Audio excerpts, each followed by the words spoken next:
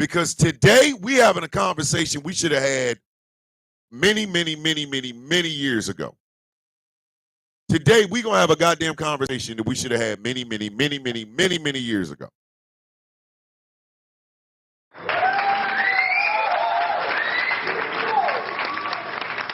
telling you that right now. I'm telling you that right now. Invite your friends, invite your family, get your mom, baby mama, baby daddies and shit. Whatever. Whatever you got to do. Because we're going to have a conversation today that we should have had many years ago. For today's topic on Why Wednesday, it is this. Why are white folks so afraid of slavery? Why?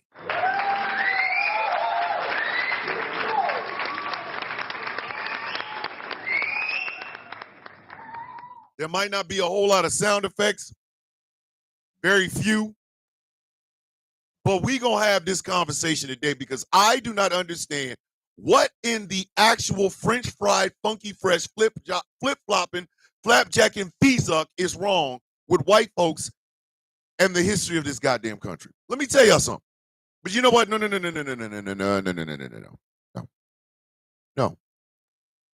No. Just because this is a hot button subject does not mean we start this show. Miss Charmaine's in the building. Just because this is a hot topic ass show does not mean we don't start this show the way we always are supposed to start shows up in this bitch. Godzilla -1 inhale, and y'all better get ready because goddamn it, I'm breathing fire this morning.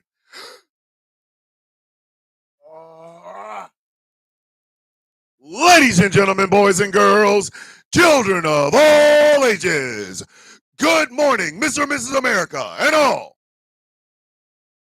the ships at sea. Welcome to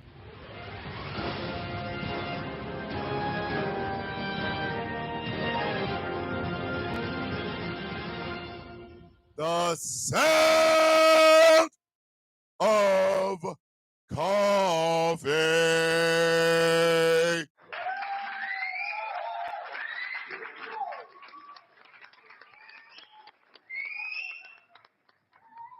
My name is Thomas Bishop. I'm known as the villain. I am the brutalist, leader of the Villains Guild. One time for the one time, one time for the one time, one time for the one time for the best show co-host of all time, Persepolis the Cactus.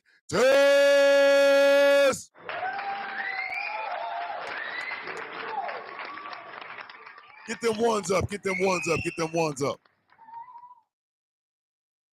Get your C's, turn them sideways, raise them in the air, and acknowledge your coffee bean. OCB, what? OCB, OCB, what? OCB, OCB, what? OCB. Why you got your hands up there? Give yourself a pat on the back. Give yourself a high five. Love on you some you this morning for the coffee beans.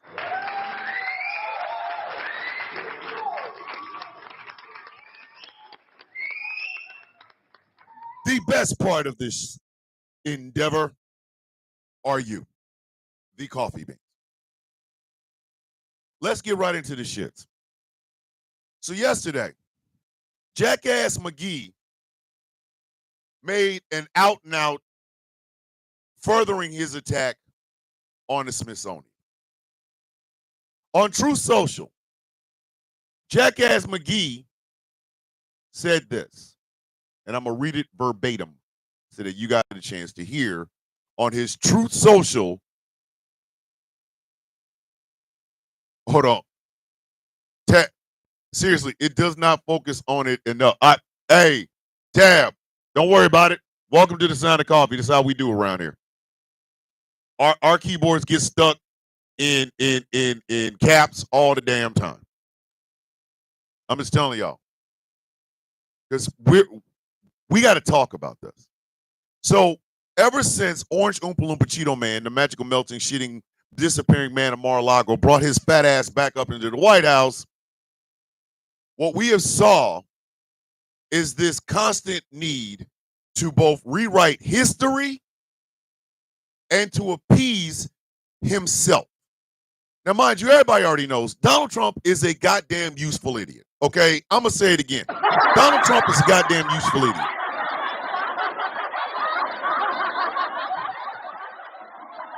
That man is about as bright as a black crayon. Know what I mean?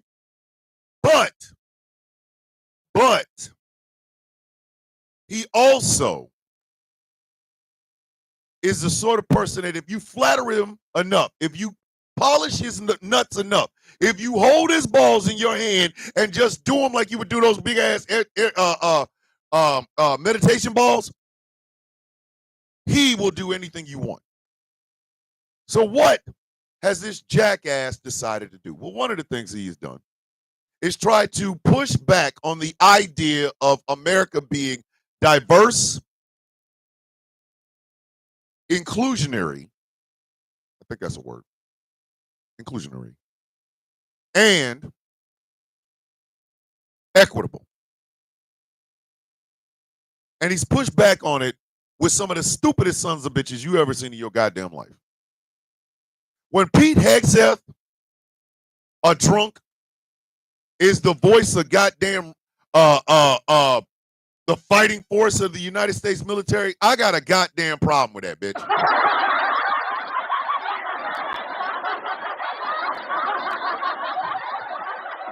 Now, here's something that MAGA cannot deny. I do not care how much they try, they cannot deny this. Donald Trump made it acceptable to be a racist bitch in society again. He did. Argue with your mama. Do not argue with me. Tea Time with T is in the building. He made it easier for these racist sons of bitches to bring their punk asses back out and show their faces.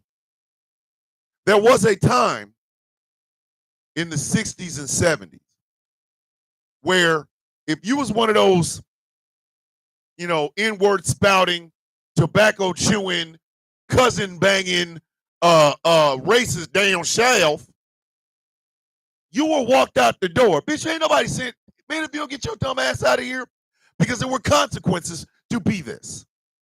There were consequences. You couldn't just call somebody the N-word and not get knocked in your mouth. One of the greatest moments of my life was watching Sidney Poitier smack the shit out of that white man in the heat of the night. White man smacked him. He smacked him right there. Bitch, who are you talking? Ah! Like he hit him with the Hadouken. So at one point, and I will never say Ace is in the building. I told y'all Ace. I'm attracted to Ace. Ace don't like me. She think I smell like tuna. Like Wom do, dog. Wom do. Anywho, so America has never been great. Let's start with that premise. America has never been great. There is no great again for this bitch because it's never been great to begin with. And what do I mean by that? I mean, since the inception of what we now know as the United States, there has been shortcuts and corners cut. Okay? The mistreatment of the native and indigenous population of this land was just the beginning. It was just the beginning. From there, America had this idea of we're going to write really stirring, beautiful words on this paper. They're so beautiful. We love these words and not living up to any of them. Not living up to one single solitary one of them. I'm sorry.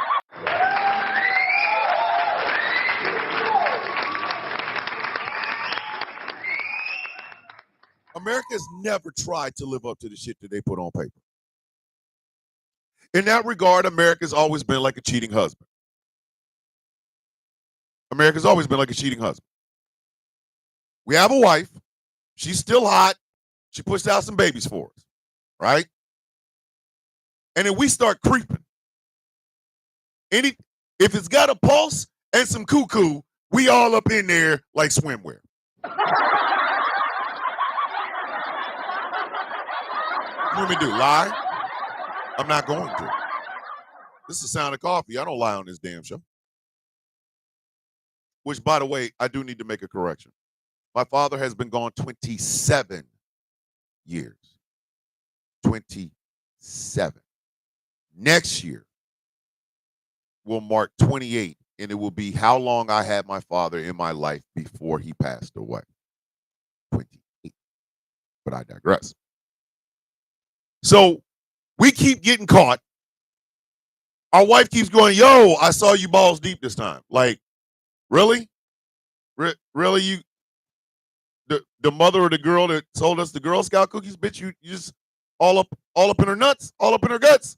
Babe, I promise. I'll never do it again. Okay. And then we do it again. America has always found shortcuts to greatness. Always. Always found shortcuts to greatness. We have made deals that benefited us and not the countries that we are dealing with. Our allies are only our allies because they know not to get on our bad side, because we can end your existence. We don't have loyalty. We have fear. If we had genuine loyalty, America wouldn't be in the situations that they find themselves in all the goddamn time. For example, funding genocides, funding civil wars, funding covert operations to commit coups all over the world.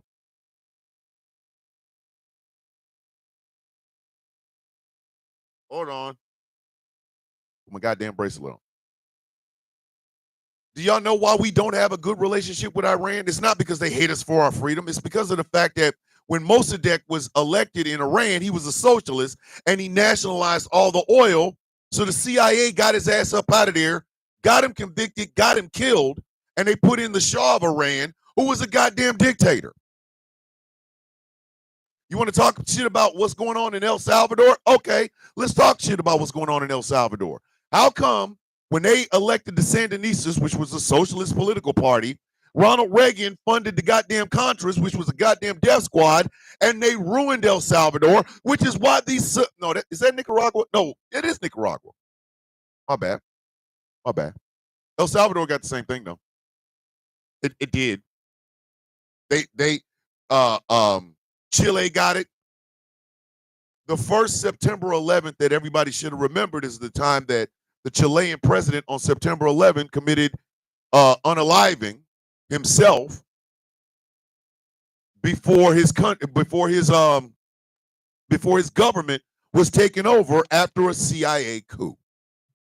But that's what we do to the outside world. This is about what we do to ourselves. So I told you, we started off with the genocide of the native and indigenous population. Okay? But that wasn't enough. You see, people saw profit over people anyway. So every ounce of land that these native and indigenous people had populated, now it was manifest destiny to take all of it. Manifest destiny is basically Jesus told me take your shit.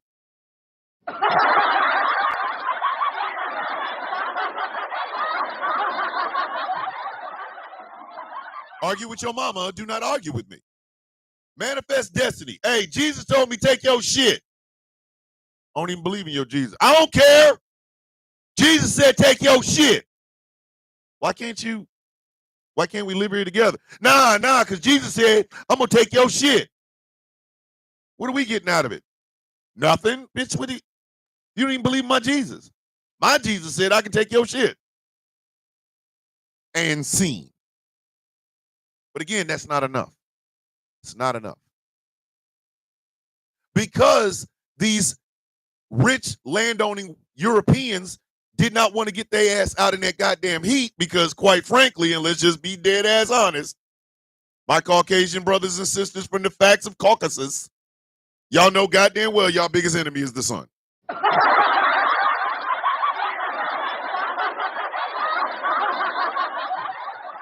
Be honest. Hey, Fernando, hey, smoking hot. Fernando would like to be escorted out of the goddamn show, please. Ejectocito, cuz. Get your bitch ass out of here. Sassy. Hey, Fernando, where's your father? And did you know that he has another town? Did you know? Okay, Krillin, another one. Get your bitch ass out of here too. I'm not trying to hear that shit. I'm not trying to hear that shit. Fernando, did you know that your father had a whole nother family across town because you were such a goddamn disappointment? You raggedy back son of a bitch. I told y'all, I'm not in the mother effing mood today. I'm not. The goddamn president of the United States has declared war on a goddamn museum. I ain't trying to hear y'all. I'm not. So once again, these rich white landowning Europeans realize good picking that cotton and that tobacco is hot. And you have peeling skin at the end of that shit. Because they tried it with indentured servants. Hey, Irish indentured servant. Yeah. You want to be free? Yeah. Get your ass out there and pick that cotton. It's hot. Shit. Exactly, Ghost Napper. 2 back to back. So what do? Well, slavery was all the rage. I'm gonna give y'all what the Christopher Columbus said. Slavery was slavery was the all the rage. Get the Negroes to pick your shit. Get the Negroes to serve you tea. Get the Negroes to swab the decks and all other kinds of shit. So they went over and they pillaged the nations on the continent of Africa for the biggest resource that they would ever have, and that is people. People. They took their ass down there and snatched up folks. Now here comes the African Costco. Africans sold Africans into slavery. Who bought them? Who bought them?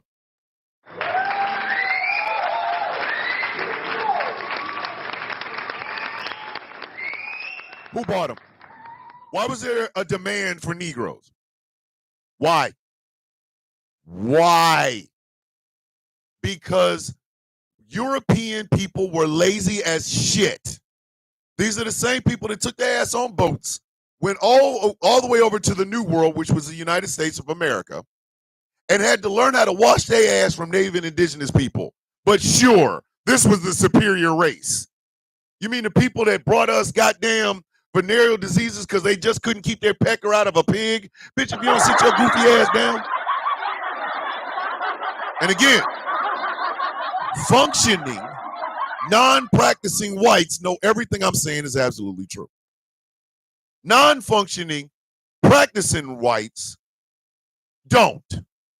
They think they're superior. But we'll get to that in a minute.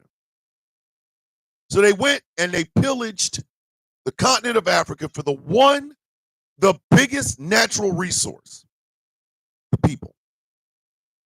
Yes, there were tribes that dealt with these white Europeans. Thank you, Chaos. See, Mr. You ain't leaving out here with all them jewels and shit had to correct me. Correct me. It wasn't pigs. It was sheep. My bad.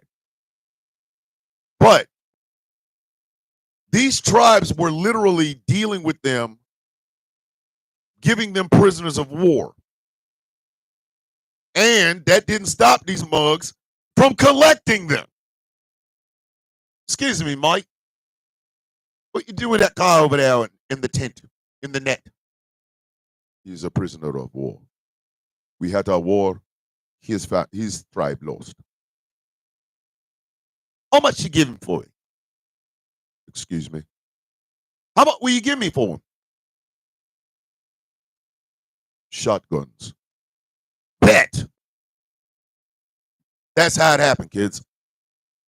It wasn't like there was Africans over there going all over the place, snatching up people and saying, "Here, white man, come take these black people." No, they wasn't doing that. They were prisoners of war.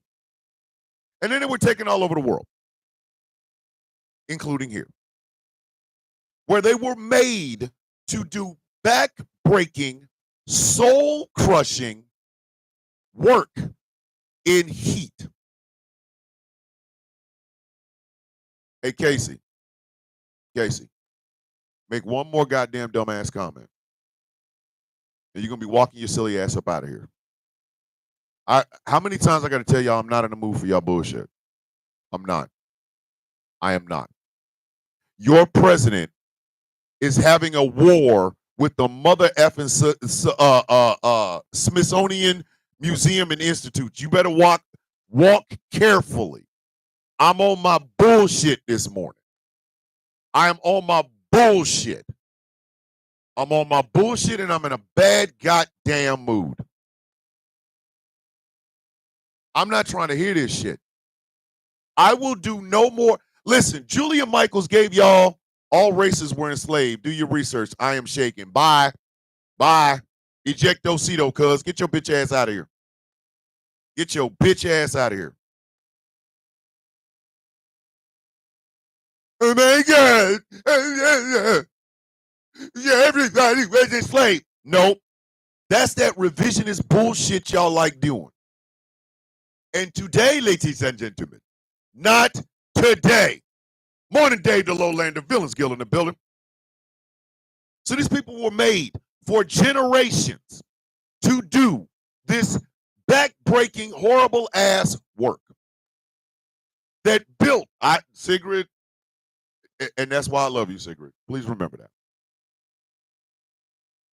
I made a statement last year that I, at 53 years old, my oldest sister, my brother, and my two little sisters are 4 generations removed from slavery. As I sit in this chair, I am the 4th generation out of slavery. Understand that. Understand that. 4.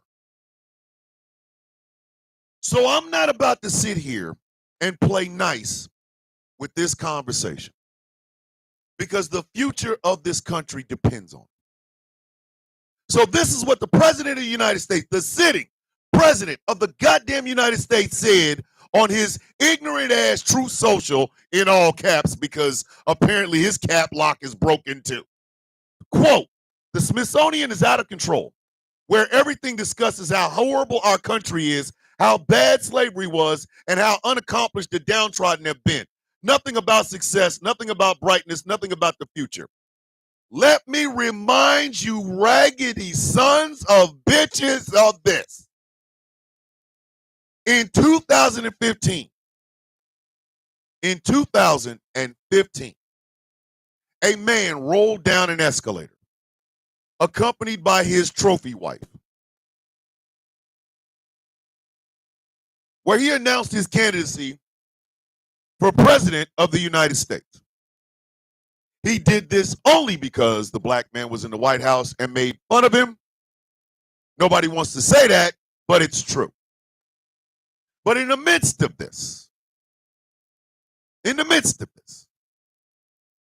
he said this statement. And you might have to go back and look at it, but I'm telling you right now, he said it. The American dream is dead. He said this country doesn't win at anything. This country is the laughing stock. People are laughing at us. He said when Mexico sends its people, it's not sending their best. They're bringing drugs. They're bringing crime. They're rapists. And some, I assume, are good people. He talked about the dirtiness of America. He talked about the disgusting nature of America. He talked about the crime in America. 10 years later, nothing about success, nothing about brightness, nothing about the future. Bitch, make up my damn mind, hooker.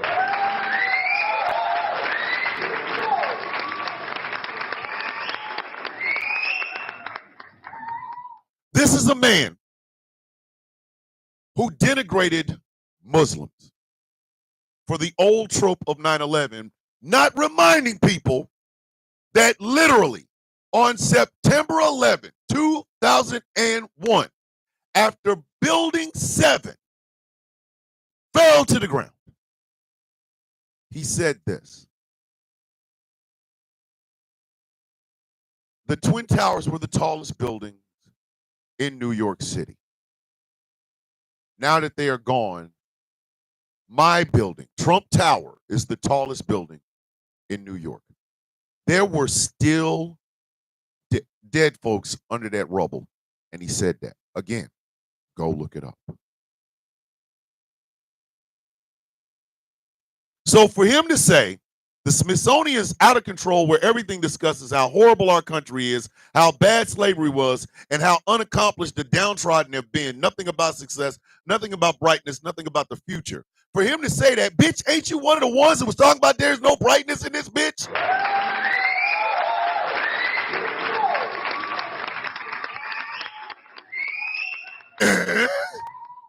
Where they do that at? Where? Oh, Ashley's in the building. Where they do that at? Where they do that at? Y'all remember the blonde gay person on TikTok, the heavyset one, that was talking shit about people who don't want to get in Sydney Sweeney's bony ass American Reich jeans? Remember him? Somebody, our BMI was this, that, and the third. Bitch, I'm sorry. Excuse me. I don't mean to be that one. But come on.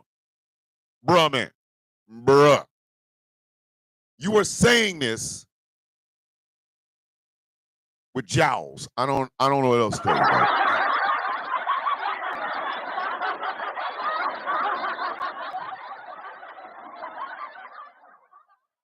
Kim, I'm serious. Go look it up. Go look it up. He absolutely said that. He did. He absolutely did. He said that. So it's okay when he denigrates America, but the Smithsonian is doing wrong by telling the truth about America. Ashley, I'm gonna get to that in a second too. That thing is going on in Texas. This man, because his feelings got hurt, made the Smithsonian Museum take out his name and his impeachment because he felt bad. Hey, Ruben, get the F out. Hey, I won there. Ruben, you get your bitch ass out of here. Bye, Ruben. I won. Ooh, look at me. I just won. You Democrats, you did it. I don't give a shit, bitch. This is not a democracy up in here. It's a dictatorship. It's ran by committee. If they don't like your ass, you got to go. And if I don't like you, you really got to go. I told y'all I'm not in the mood for goddamn revisionist history this morning. Because again, this is the future of our country depends on us learning the lessons of the past. And unfortunately, we're not doing this. Why are white people so upset about slavery? You goddamn right, Ashley. It's on and popping up in here. What is it about chattel slavery that upsets you so much? It happened. I get it. If you do a spit test and a 23andMe, you may find out that somebody you loved was involved with slavery. Okay. I know someone in my history was a slave. I understand it. I understand it. It hurts. I don't care. I don't. Let me put it in this parlance. Over the past year, was it? Yeah, was it this year? I'm not even sure. Over the past, I'll say a year. Okay, over the past, I'll say a year,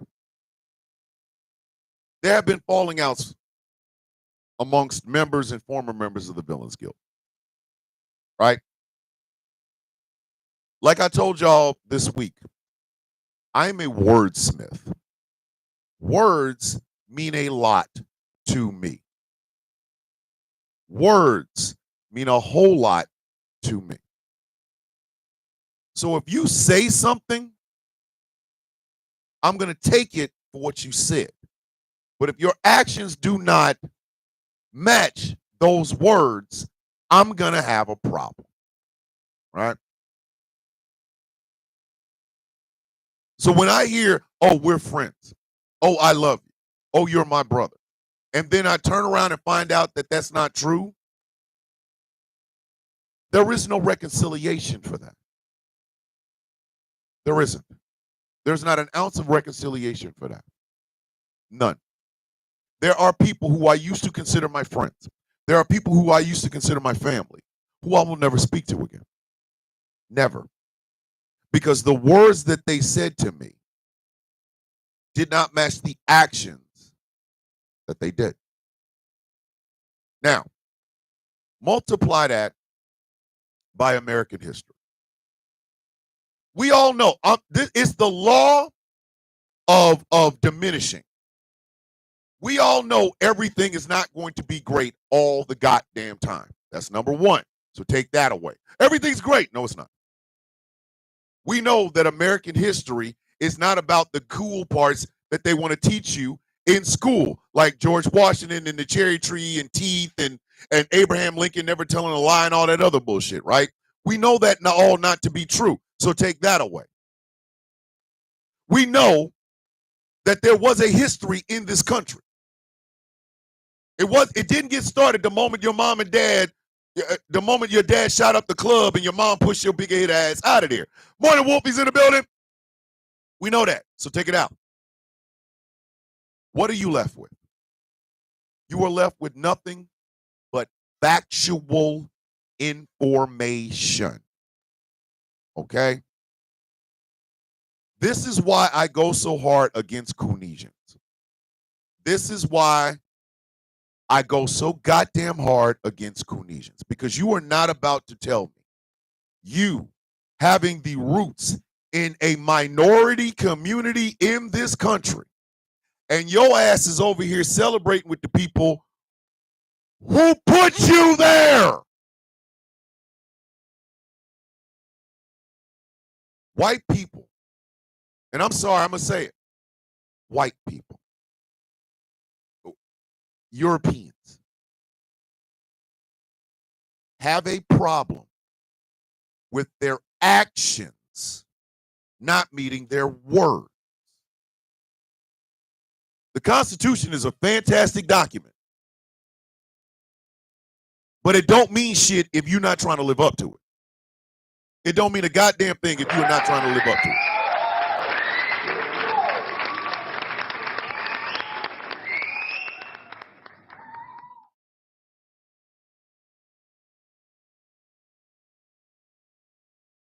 It does. I don't give a shit how beautiful the goddamn Constitution is. If you are not putting those words to action, it's just a very old piss-colored piece of paper. I read Emma Lazarus's The New Colossus, which is the plaque that sits at the base of the Statue of Liberty. I read it Sunday on the Villains View. And I said, take it down. Get a chisel, get a hammer, snatch that bitch up and take it off. Because Emerald Lazarus's words are beautiful, but we ain't living by them. Because once again, the comfort of the uncomfortable is the only thing that matters History does not matter. Facts do not matter.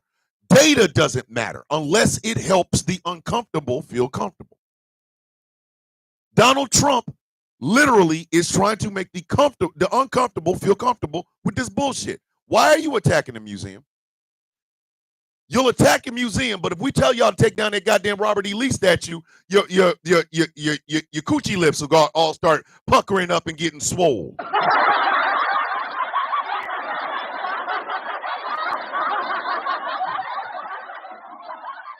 If we told your asses take that monkey ass goddamn Stonewall Jackson statue down, all of a sudden your coochie's all needing some powder. Don't erase my history. But you want to erase history. Do you see how this works? Do you see how this works? Why is Stonewall Jackson needing a statue? Why does Robert E. Lee need a statue?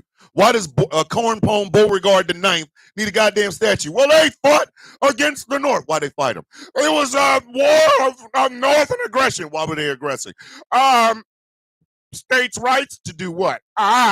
If you don't take that monkey ass shit down, you want us to go to schools named after Confederate generals. You want us to be stationed on military bases named after Confederate generals, but you don't want to tell anybody why they were Confederate generals in the first goddamn place.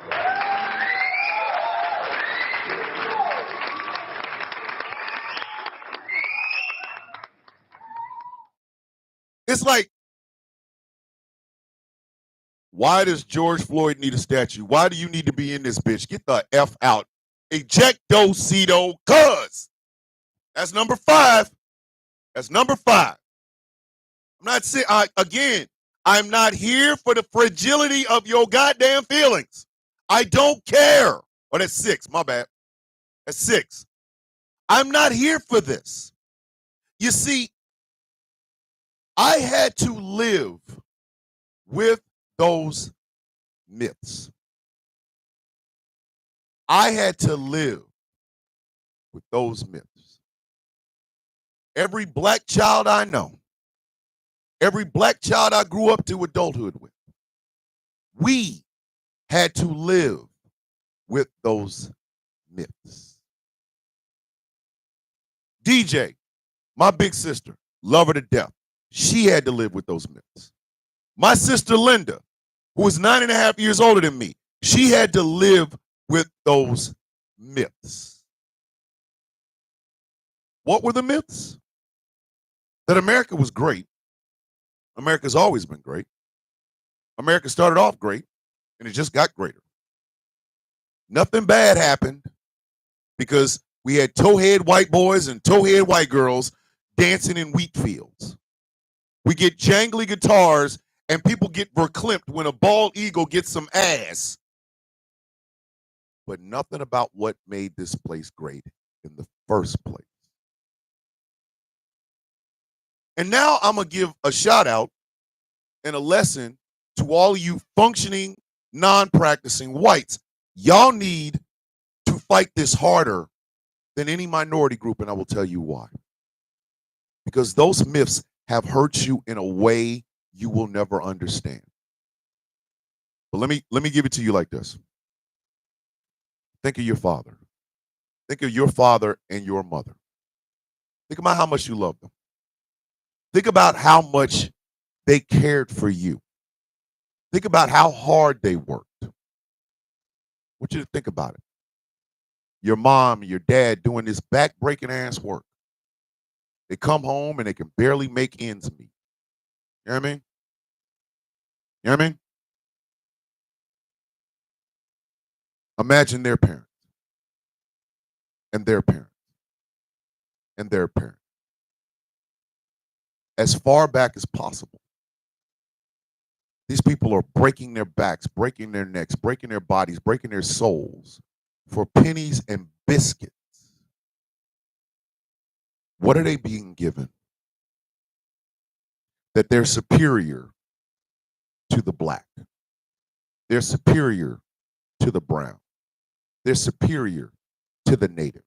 They're superior to the Jew. They're superior to the Arab. They're superior to the Asian.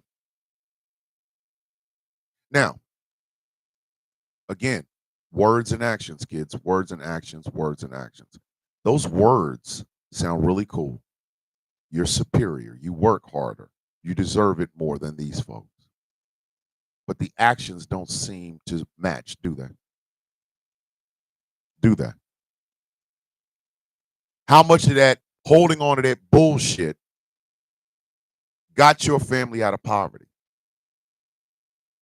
How much of that bullshit kept your father from drinking himself to death or smoking himself to death? How much of that kept your mom from not wanting to take Valium and shit like that? How much of that helped when those medical bills came in?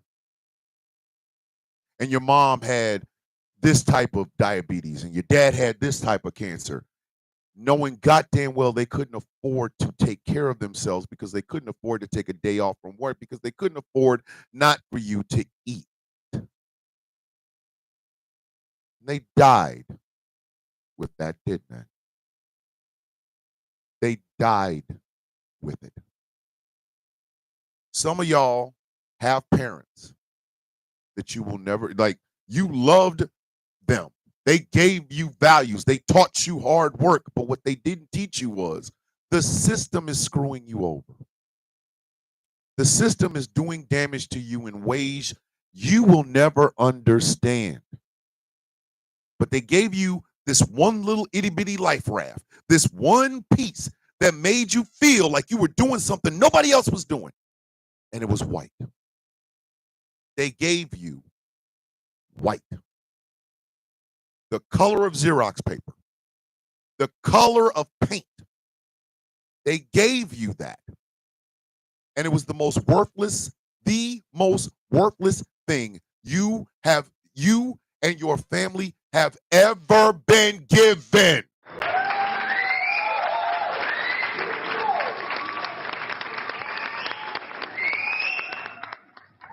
And for you to understand how worthless it is, you must study the history as to why white was given to you in the first goddamn place. You must study Bacon's Rebellion. You must study the times in history where these poor working class Europeans and these poor indentured servants and these poor chatteled slaves would bandy and gather together to fight against the man that owns the house, the man that owns the land, the guy, the guy with the big mansion.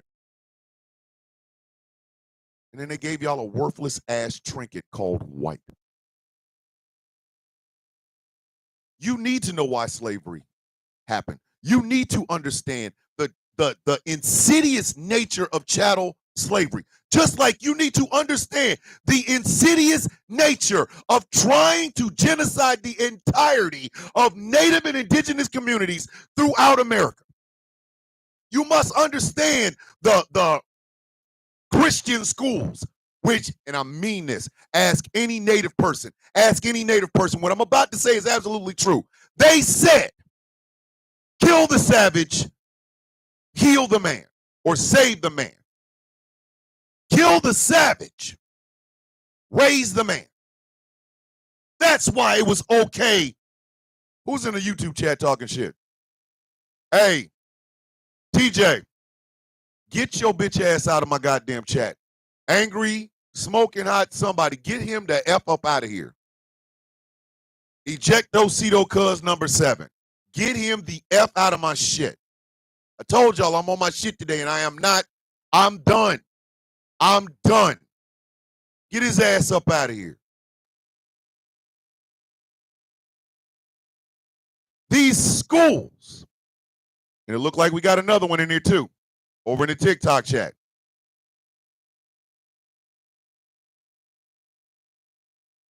African Americans love, bye. Get your, I have a black avatar, but I'm not literally a black guy. Get your bitch ass out of here. Bye. Country, whatever the hell your shit name is. Bye. Told you. I'm not in the mood today. I'm not in the mood today. Because this is becoming really goddamn ridiculous. And this is going to affect my grandkids, your kids, grandkids, everything. It's going to affect them, ladies and gentlemen, because if we don't get this shit correct, what does this goddamn country stand for in the first place?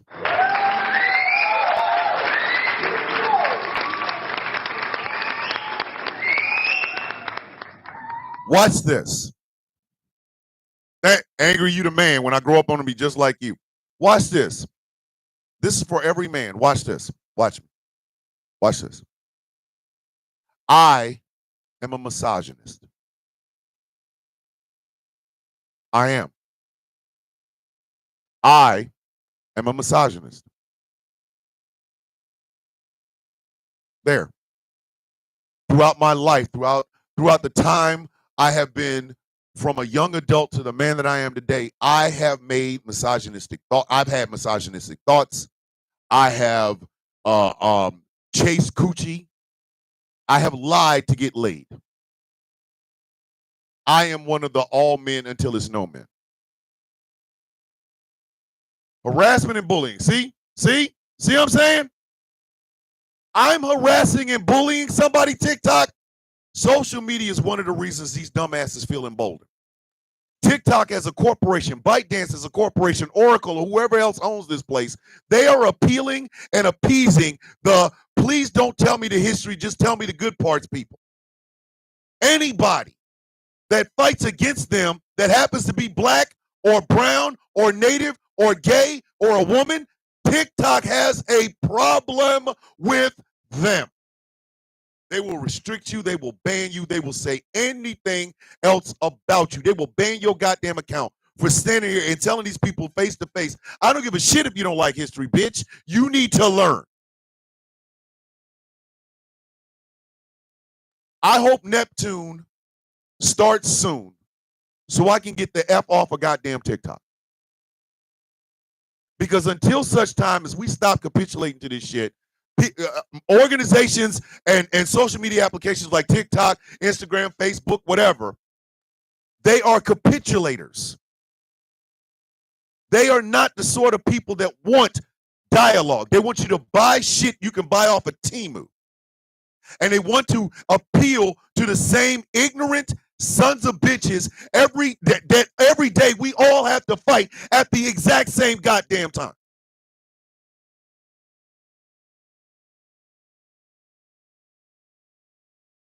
So again, I go back to this. I'm a misogynist. Was that difficult for me to say?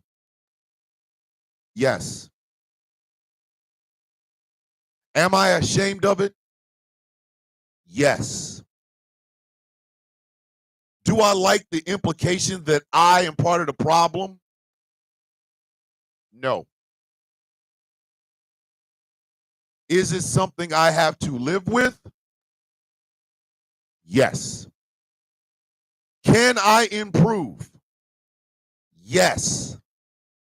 But I cannot improve on what I am not honest about. I am a misogynist. Yes. I have in the past objectified women. I have in the past lusted after women that weren't mine. I have in the past coveted my neighbor's wife, if you want to call it that. I have. As a single man, I was sleeping with a whole lot of women. Yep. I have cheated. Yes. I've gotten caught. Yes. Now, here's the thing about that. For me to say that openly, I have to understand how I got here. I have to understand how I got here. I had to look at my entire history until this point. I had to deconstruct everything that I had done, Everything that I had thought about, I had to deconstruct all of it. Because I was told I'm a man. And as a man, I should get what I want. I should conquer. I should this. Yep. Yep. Wait a minute. No. But I did frequent a journey. You know what, Sigrid? That's offline. We'll talk about that later. Joy in your content. I don't know what else to do, but I think I need to hear your voice this moment. Thank you. Hey, whatever you need, Tristan, whatever you need, let us know. The coffee beans got you. We will take care of you because we take care of our own. And Kimmer is one of us. Whatever you need, we got you. I promise you that. I say all that to say this. I understand the privilege that I have as a man, but it took me years to get to this point. Why is it that we cannot get the white Anglo-Saxon part of this country to do the exact same thing?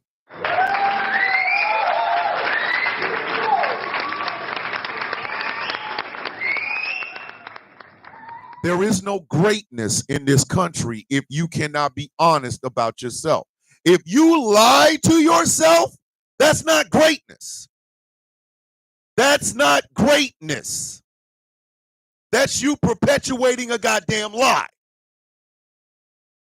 To understand that, no, your pale skin doesn't make you more important. It's something you should learn in order to be able to live in a society that is diverse. I have people who I call my brothers and my sisters who are of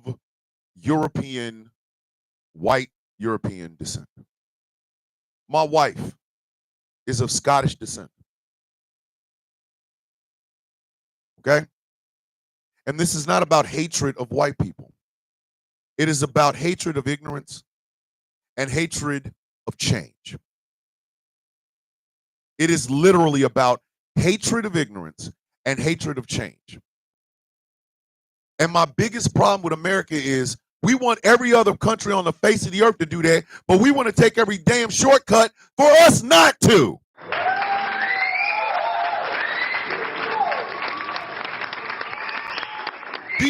Let me help y'all understand something. Do you understand how hypocritical it is to be a country like America to tell another country that they need to have more democracy, they need to understand and respect women, they need to understand diversity, they need to understand culture, and we can't even do that here? And don't get me wrong, it's not just slavery. It goes far beyond slavery. I have no earthly idea why people don't like Jewish people. I don't get it. I genuinely do not get it. Why the hell is there so much disgust towards Jewish people? Are they not humans? Are they not humans? Are they not humans? So explain to me, what the hell is the hatred for them? Oh, they're misers with money. So shouldn't you be too? You like shouldn't you be too? Like,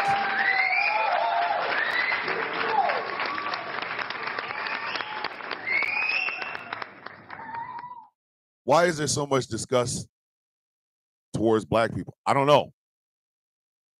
But I'm gonna tell we get into that in a minute. I've never understood why we allowed powerful countries like Britain and the United States to divide Israelis and Palestinians. Why? There was an easier way to do what was done after World War II. There was such an easier way. There was. There were better ways that would have made a peaceful coexistence between Israelis and Palestinians in 1948. But the way to start the most chaos is exactly the way they did it. And the United States had a hand in it once again. But they don't like it if somebody comes over here and does the shit to us. Do you see what I'm saying? It's like America has this nasty habit, this disgusting ass habit of doing unto others before they do unto themselves.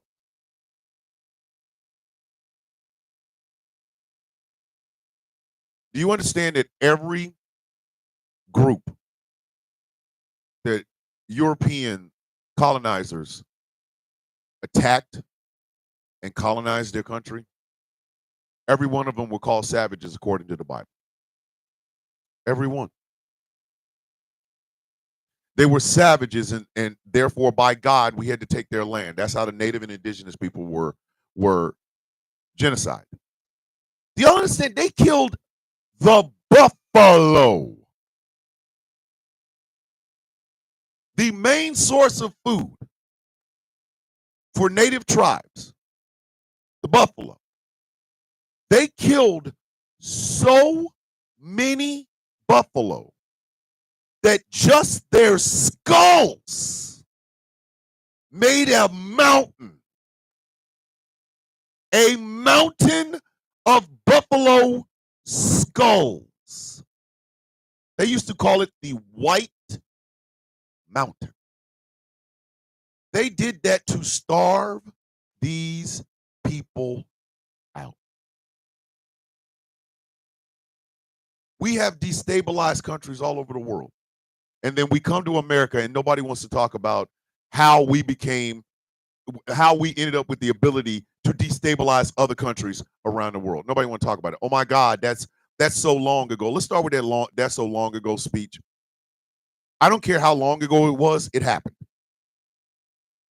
I don't care how long ago it was, it happened. It happened. It happened. The whole "that's so long ago" bullshit literally means it happened. But memory, oh no, I don't remember it so long ago. Bitch, yeah, does it stop it from happening? The Irish people have begged you revisionist history white folk to stop using the words Irish slaves. They have begged you to stop saying that. They hate that shit.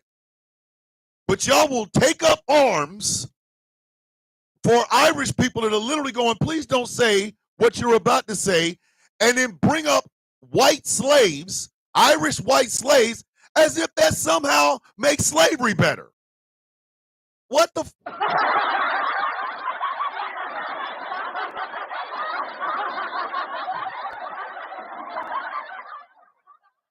Explain to me how that makes slavery better. Oh, they were Irish slaves, and that means the institution was great. Shut up. Shut up. But again, this is the problem.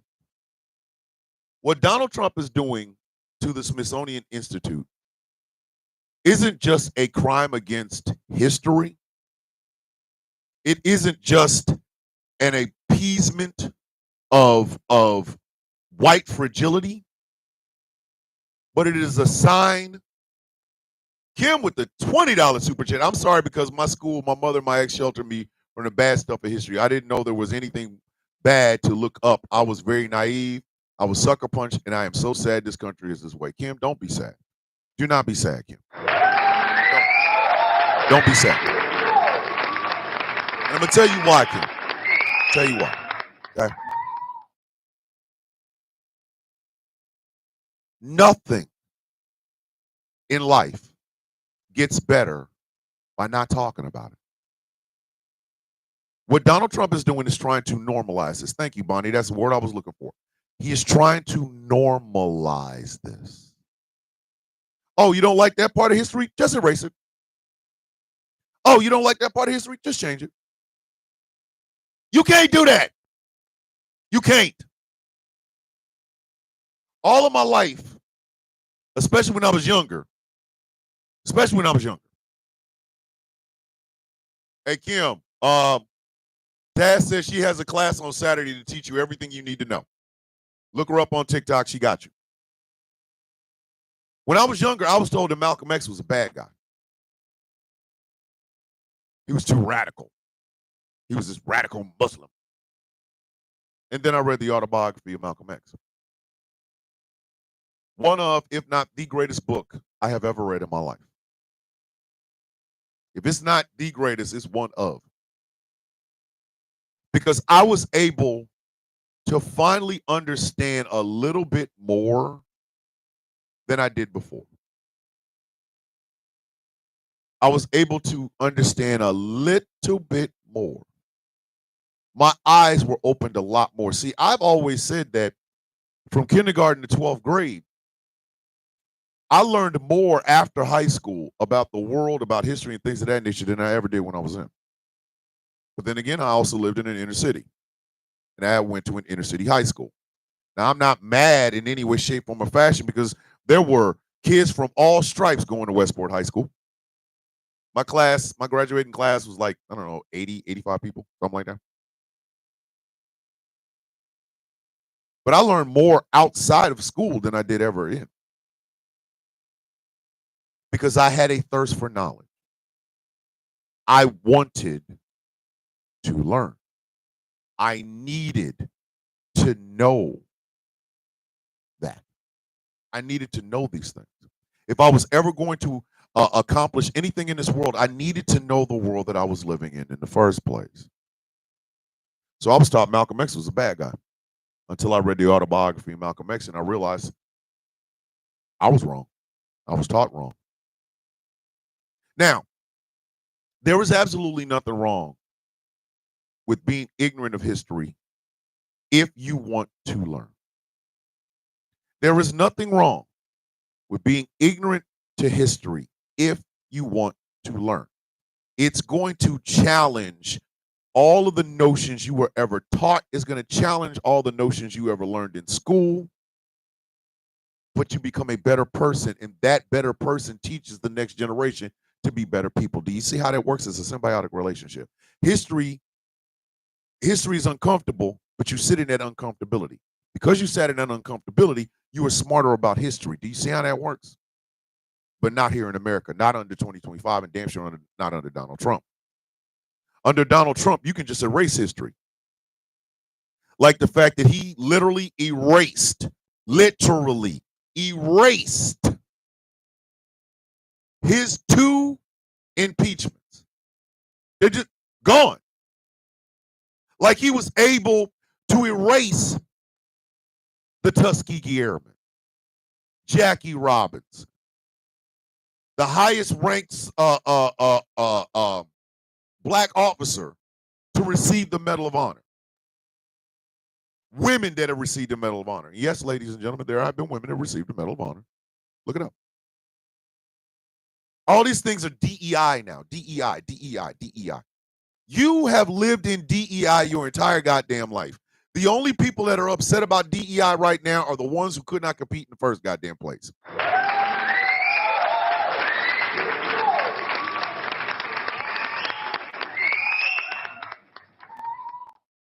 Understand, since the day you were born, you've lived diversity, equity, and inclusion. Let's take race out of it for a second. Anybody ever go to school with somebody with disabilities? Anybody ever go to school with somebody with disabilities? I did. In first and second grade, there was a beautiful sister by the name of Tammy. Tammy had those metal braces on her legs because she had trying to remember what it was. I want to say cerebral palsy. Cerebral palsy. I think that's what it was.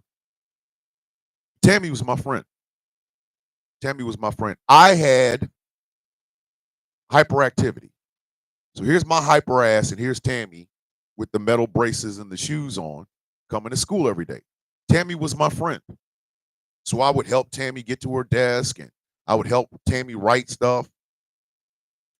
We went to the gym one day. I think it was spina bifida. I'm not even sure. I'm not sure. We went to the gym one day, and we were climbing the rope. I'm a hyperactive kid. I'm not afraid of heights, and I'm speeding around all over the goddamn place. I ran up that rope so goddamn fast, it wasn't even funny. I ran up that goddamn rope so fast. I was doing it with other people. It was 3 ropes. I'd run up once, come down. Then somebody else would go on the other 2 ropes. I'd go back up again, come down. Well, here's Tammy. Tammy is literally wearing these braces on her legs. And she cannot grip the rope. But Tammy wants to climb the rope. So guess what I did? I helped her. I helped her as much as I could. And she got literally up a few feet off the ground. She had the biggest smile on her face. I'll never forget this. I'll never forget this. Right? So Tammy wanted to be involved in the play. So I helped. If you've ever gone to school with a person with disabilities, if you've ever worked with a person with disabilities, if you've ever lived in a family with a person with disabilities, you want them to have fun just like everybody else. That is diversity, kids. I just taught a whole bunch of people that hate the word, hate the DEI. I just taught you what the D stands for. If you are in a class but you have difficulty and people help you, you are part of the diverse part of that class. We teach you what equity is. When you work your ass off, you want some reward. You do. You work for Amazon, you want a paycheck that reflects the work that you've done. You do. You do. So if you're not paid what you are owed, if you are not paid what you put in, you're going to have a problem. The reason unions exist, the reason unions fight for better wages and better pay is because these workers make these people billions of dollars. These people should be compensated for their labor. In other words, they should be equitably paid for what they do. You see now what I'm talking about? You bust your ass. You don't want to come home with pennies and biscuits. You busting your ass, you got a whole family to feed.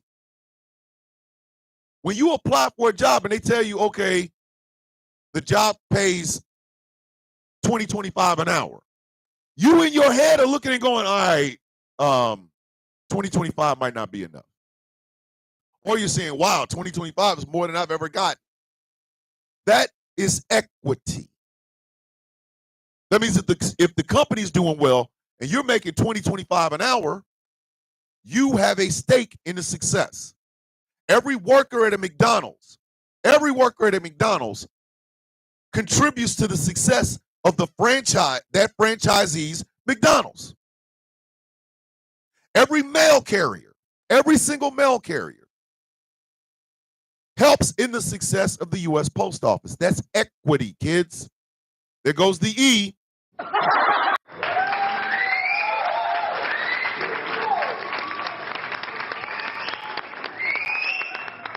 You don't understand inclusion? Okay. Check this out. Eminem is inclusion. He earned his right to be there. He earned his right to be a part of hip hop culture. He earned it. He came in with the skills. He understood the 4 pillars of hip hop culture. When he was inducted into Rock and Roll Hall of Fame, what did he do? He bring out a goddamn list of all the people that inspired him to be the MC that he is.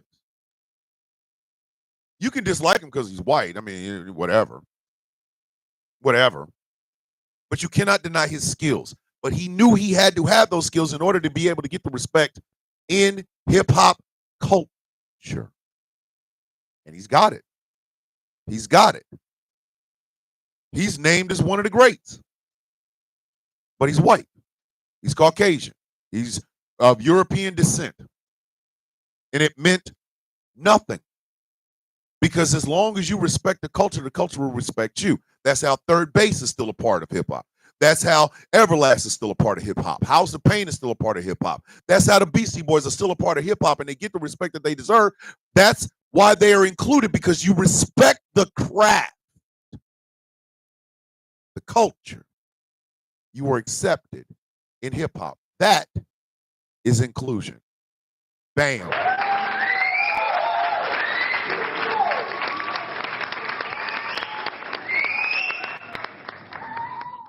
Now imagine if somebody had sat there and told you that the way I just did.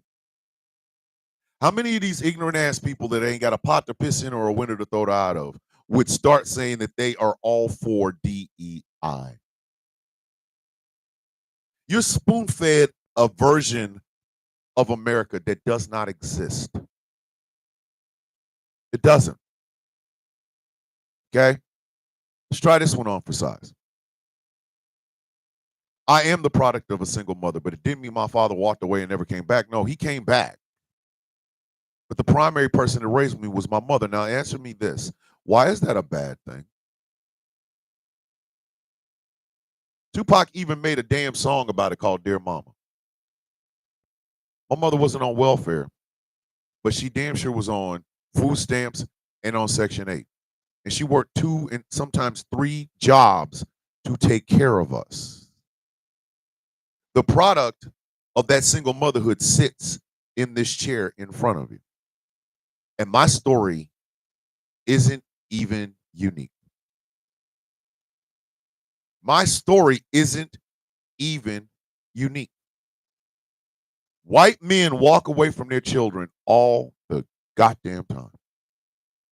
And these hardworking single mothers, these white women, raise great men and great women. But we have stigmatized the idea of the single mother in the black community as if that somehow dictates the person that you will be in life. What you see before you is a college graduate, the first person in my family to receive a bachelor's degree.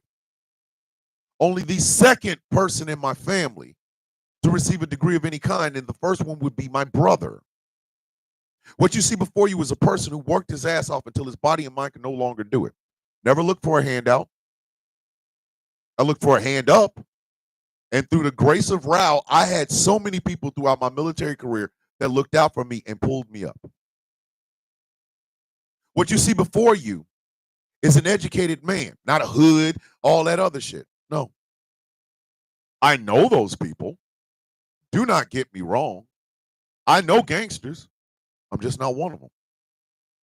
But I am the product of a single mother. Now, look at somebody like Rizuk Casatora or whatever the hell his name is. He is a product probably of having both parents in his house. And what is he? An internet troll.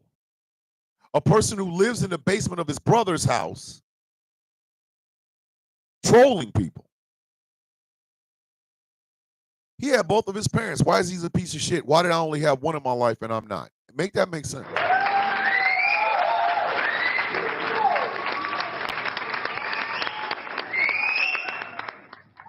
You see, whiteness has blinded so many people to so much bullshit that goes on in their life that absolutely affects them, and they don't even know it.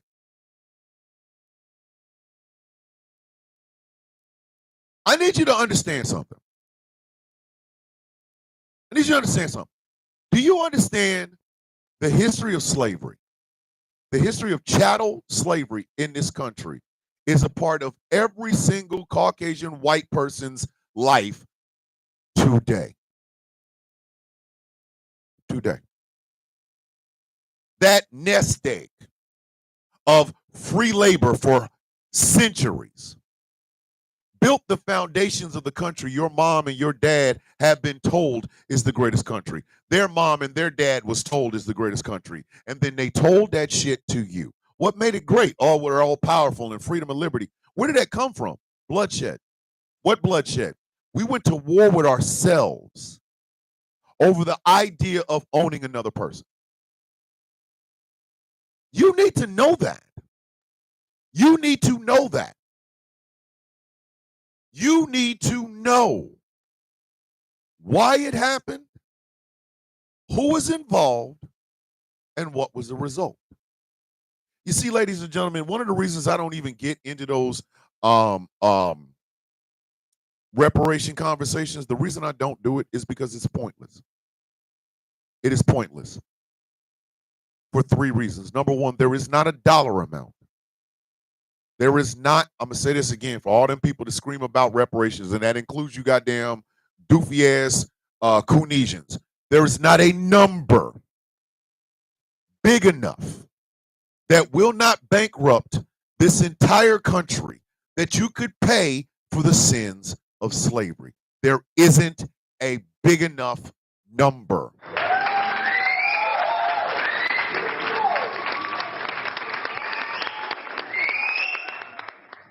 The number to actually pay for America's sins of slavery would be so astronomical, this country would cease to exist. The check would bankrupt the country, and then the check would be worthless. Now, Candy Pop, hold on, because I'm going to tell you. Candy Pop is right. We should start somewhere. Here is the first place to start.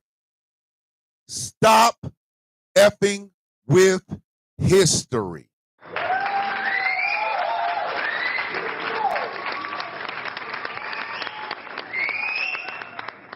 No more revisionist history. No more. Every child starting in kindergarten learns about the horrors of slavery. There is a way to teach anything to anyone. No more of this bullshit about hiding it. Just get over it. It was so long ago, bitch, I don't give a shit.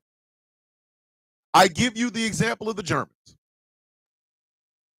They leave those camps open. And every German child is required to go on field trips to them. Not because they want to scare the shit out of the kids, but because they never want it repeated again.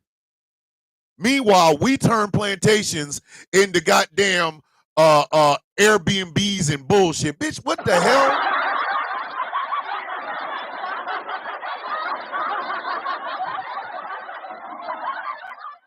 Welcome to Chantilly Place. It used to be a damn it used to be a plantation, and Negroes would be here. But here, plan your plantation wedding. No. Leave them shits in the conditions they were in when people were owned on them. And you make sure every goddamn child in the United States is taught about it. From kindergarten to 12th grade, and they cannot pass, and they literally cannot graduate if they don't remember it. Step number one. Step number two. Give y'all $1 million worth of game for $9.99 in food stamps. Morning, AJ. I love you so much. Step number two. Get rid of whiteness.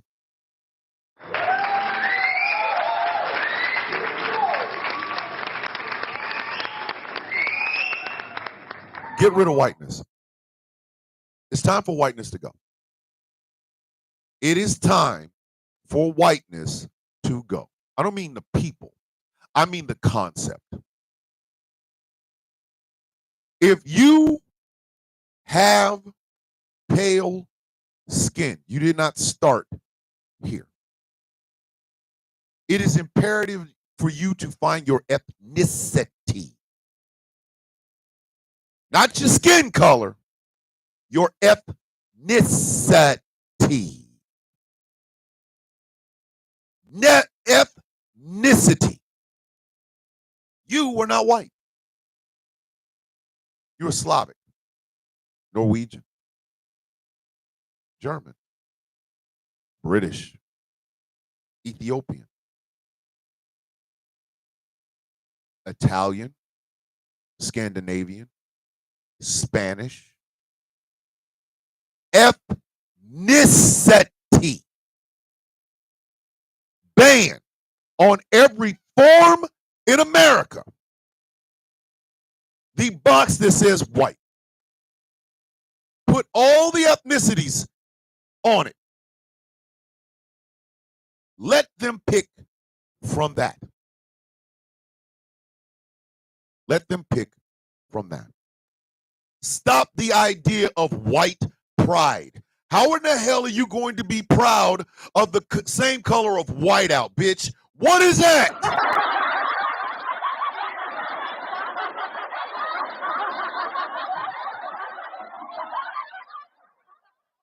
Thank you, Bonnie. Get rid of the ethnicity question altogether. Get rid of it. Get rid of it. Because unless you are an immigrant to this country who happens to have melanin in your skin, us, all we got is African American and black. That's it. My sister did a 23andMe. Our family is 20% Nigerian. I have never been to Nigeria, so therefore I cannot claim Nigerian. Even though in my DNA, the largest amount in there was Nigerian. Get rid of the ethnicity thing altogether. Stop calling yourself a white boy. Stop calling yourself a white girl. Stop. Enough. Start calling yourself Italian, Norwegian, Australian, Irish, Scottish. Stop with the goddamn white.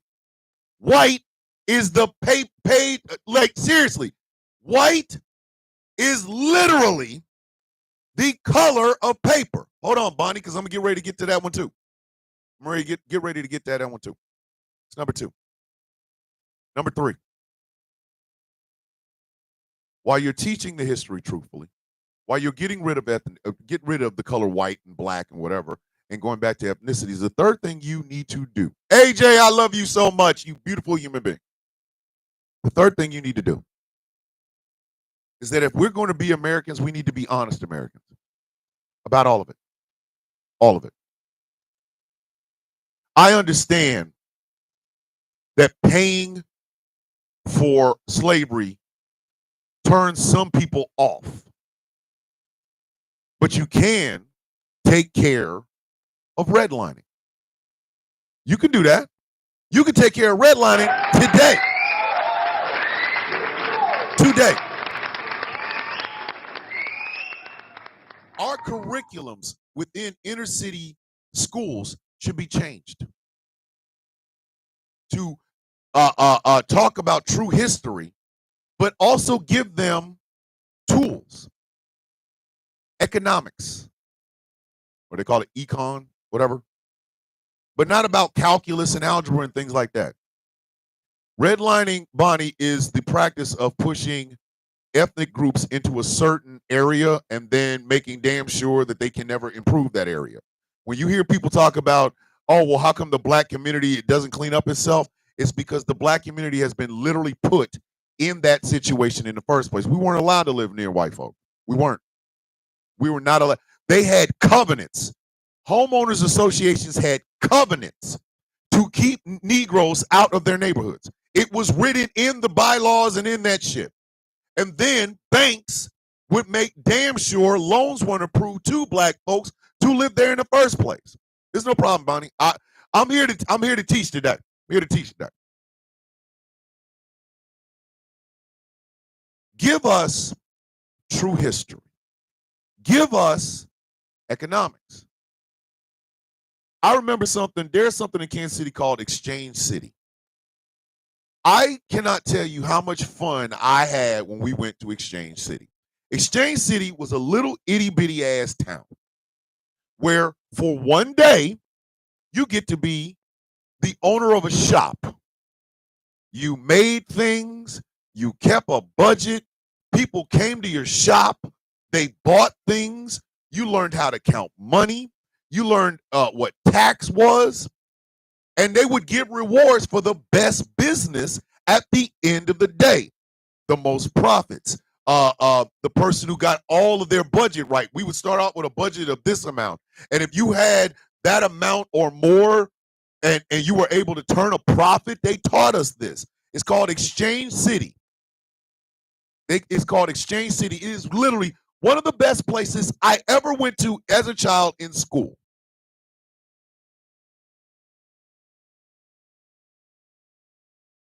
But instead, Kansas City decided to focus on the Chiefs rather than things like that. Kaleidoscope. It's also in Kansas City. Kaleidoscope. You can do that exact same thing in inner city schools. You can.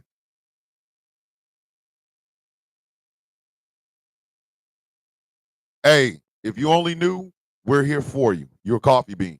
Remember that. You're a coffee bean. Let us love on you and let us get you through this dark time. Okay? You can teach children. I'm sorry. Learning about William Shakespeare. Oh, K-Jax. What's going on? K-Jax, you know we're here for you. You already know. Learning about William Shakespeare is a great thing. Do not get me wrong. But you know what's even better? Budgets. Teaching a child what a rental agreement looks like. Teaching a child or a young adult how to balance a checkbook. The insidious nature of buying shit online. But thank you, Veronica. That's the word I was looking for. Financial literacy. Put that in the hood. There's a big ass chunk of reparations right there. Spend money to make these inner city red-lined places more financially literate. That can be part of a part of reparations.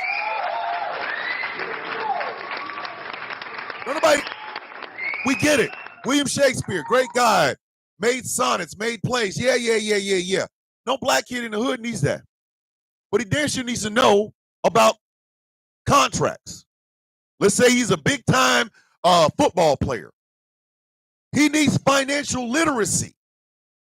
And you can start at kindergarten, make it a reoccurring thing every year up until they graduate. And by the time they graduate, they know how to negotiate a contract. They know how to balance a budget. They know everything about rental agreements. Spend money from the federal government into that.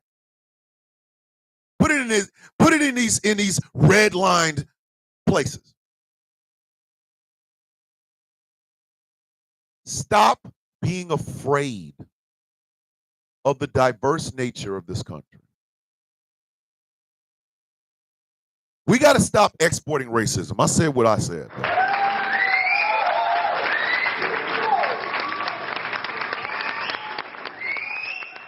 And I mean that. America has got to stop exporting racism. They've got to. They have got to. Who are the ones that, hey, mental libtard, I'm not in the mood for your stupid ass either. Bye. Bye. See you. Peace. Ejectocito, cuz. What is that? 9? Idiots. We got to stop exporting racism. Ladies and gentlemen, John Wayne was not a hero. He was a coward. He was a punk ass bitch. He was. He's the peak of masculinity. No, he's the peak of male ego. He was. He was in a movie called The Green Berets. The bitch never served in the Green Berets. Sorry. Y'all like those myths, but you don't like the history of slavery. Watch what I'm about to do. Watch what I'm about to do. John Wayne wasn't no goddamn hero. A hero would have went to World War II or World War I or Korea. He didn't. He chose to make movies. He literally was a coward. But y'all think he's the tough guy. No. Literally, my live is flagged for hate speech. And this is what I'm talking about. The fragility. The fragility. Hey, Magpie, just look him up. Just trust me. Trust me. It is perpetuated, kept afloat, propped up by white men. White men.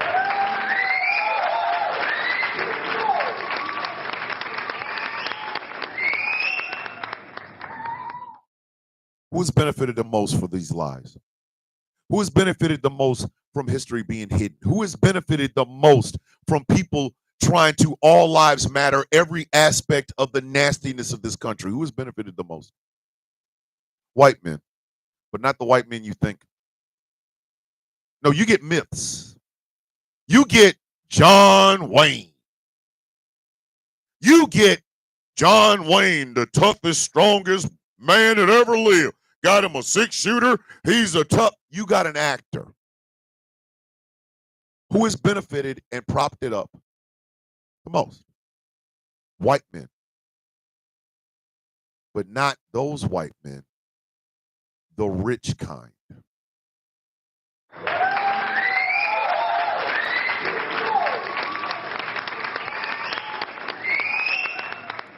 Understand something.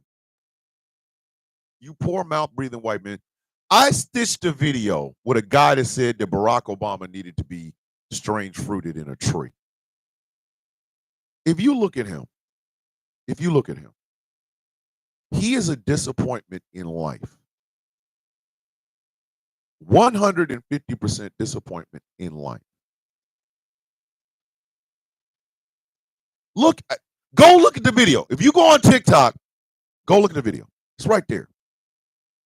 Look at his entire existence. Look at his body weight, his breath, his clothing, his dictation. He thinks Donald Trump gives a shit about him. He thinks it's manly not to cry. He thinks it's strong to just force yourself on people. He thinks that the blacks and the browns and the illegals are beneath him. Look at him. Look at him. He's the Trojan horse with Peter Thiel's economic policy crammed up his ass. He is the useful idiot to people like Donald Trump, who has connections and money.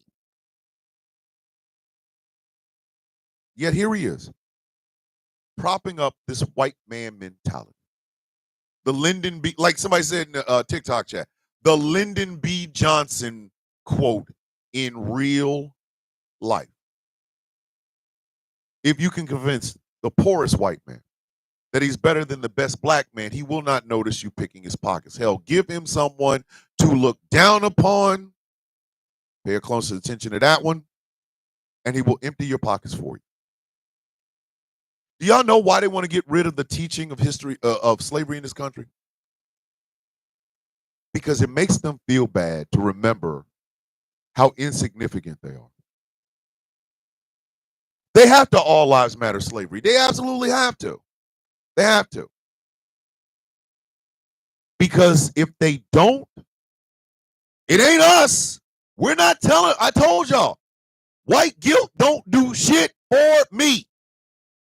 I cannot put gas in my truck with white guilt. I cannot pay my goddamn mortgage with white guilt. I can't do any of that shit with white guilt. So why do I need it? You trying to make me feel bad. No, bitch, I'm not. I'm not. I'm trying to get your dumb, poor, stupid ass to get rid of that whiteness and look at the people who are sitting here telling you you don't have to learn this because you're too damn dumb. White men literally sit up here. Their lives are a dumpster fire. Yet for some reason, Donald Trump doesn't think they should learn about slavery. Because in his words, it'll make you feel bad. Nothing about success, nothing about brightness, nothing about the future. He's an authoritarian, dictating, narcissistic piece of shit. What future is this bitch talking about? You talking about? There's no future with Donald Trump. Oh, I take that back. I take that back. There's no future with your poor dumb ass and Donald Trump. Julia Michaels can get on CNN and say the bullshit she said with a mixed, a biracial black child, or a black child she adopted, with a black child. DJ with the $20 super chat. You teaching today, Professor Thomas. I love you so much, sis.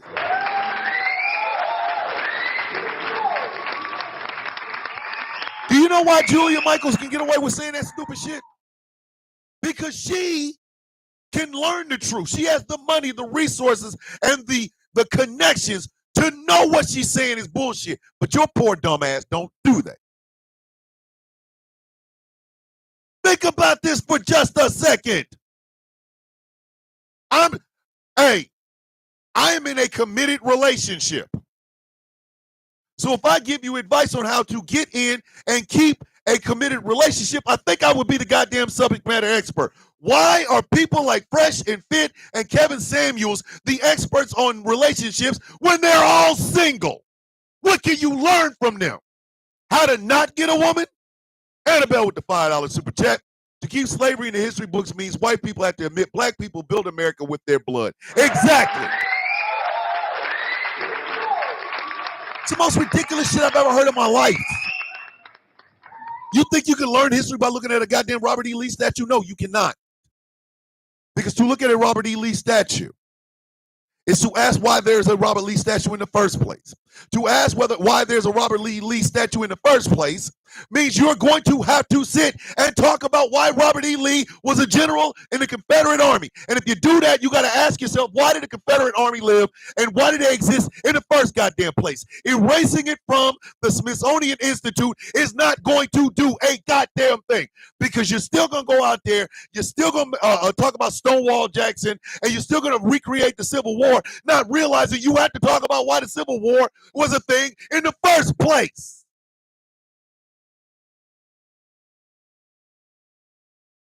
When they told me that Florida was going to teach that Rosa Parks refused to give up her seat, but nobody knew why, I knew this country was on a bad goddamn trajectory. Michael Pruitt, the reason they exist is because America hates to look in a mirror.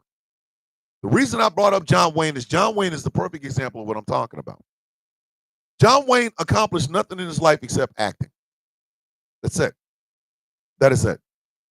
Yet for some reason, he is the peak epitome of masculinity. Why? Because he played an actor on a film. Worthless. Worthless. Worthless. And yet, when you talk to anybody, John Wayne's my idea of the real strong man. You mean the actor? It's as bad as Donald Trump thinking that gold-plated everything somehow makes it more expensive and worth more.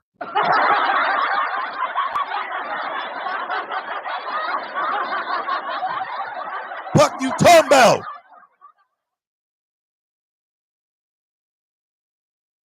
Y'all got an actor as your ideal of masculinity.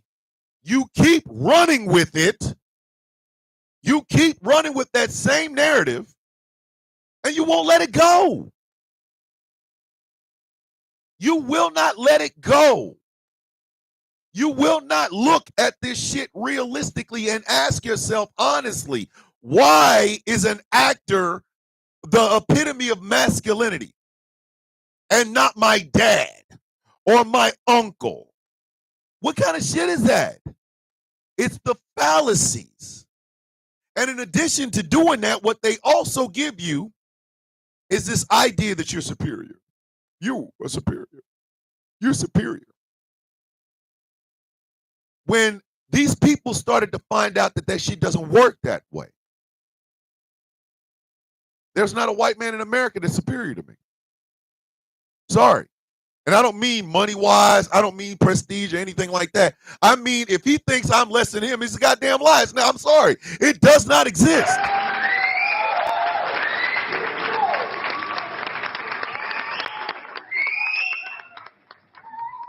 So when that didn't work, and those who were the people you were looking down upon started to thrive, it was always met with violence. Physical violence, verbal violence, print violence, news violence. It was always met with violence. Blacktown comes up. It's prosperous. Let's burn it down. Black kid from Chicago comes down and is enjoying himself. A white woman feels uncomfortable. Let's kill him.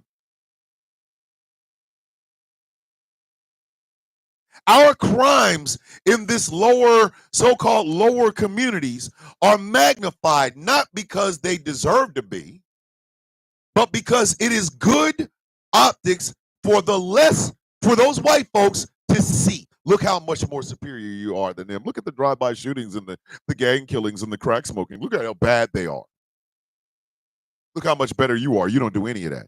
But your life ain't shit.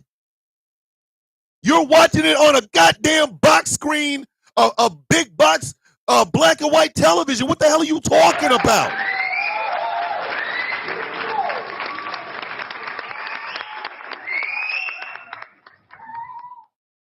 The man's name was Corn Effer. He is sitting in a truck looking like diabetes, either diabetes, a heart attack, or obesity is going to kill him. But he's talking about hanging one of the most intelligent presidents we've ever had, who also just so happens to be black. If you give them someone to look down upon, and they will empty their pockets for you. You need history more than we do. You need history more than we do. You need history more than we do. Because with that history comes the idea that you are more than white. You are more than John Wayne's fictional idea of masculinity. You are part of a tapestry in this world, in this country, in your neighborhood. Your story is no different than the brother in Chicago or the Mexican man in East LA. Hardworking, loving their families, backbreaking work, not being paid what they're owed. To let go of this idea of superiority means that now you get a chance to fight on the front lines of everybody getting better and being better educated.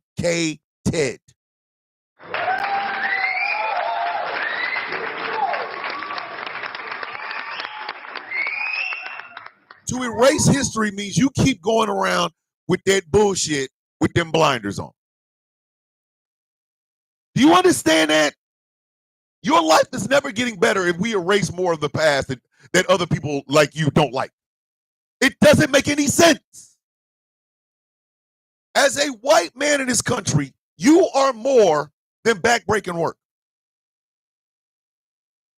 You would understand. Nope. Thank you, Norseman. I appreciate it. you would understand that your back-breaking work for little to no pay is literally a line that goes back to back-breaking, horrific work for nothing. If you learn it that way, you'll know, oh, shit, this country's capitalism has always been about exploiting somebody. I just so happen to be the new exploited. Do y'all remember Mitch McConnell saying, Mitch McConnell said this and Donald Trump said this. They tried to get black folks back in those fields. You know, the fields that are currently rotting because we got rid of all the migrant workers. We either scared them off or deported them. And now our food is rotting, which makes the food at your local supermarket more expensive. But they said we tried to put the blacks back in the field, but they wouldn't go. Trump laughed. But they also tried to put your white ass in there. Mitch McConnell and Kevin McCarthy said this shit out loud. If your ass is on Medicaid, Medicare, WIC, TANF, food stamps, they want your dumb ass out there picking that shit. Because capitalism means that there are exploiters and the exploited. If you learn in history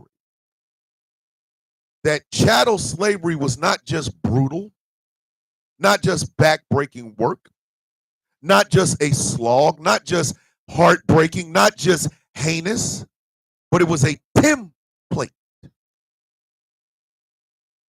for you.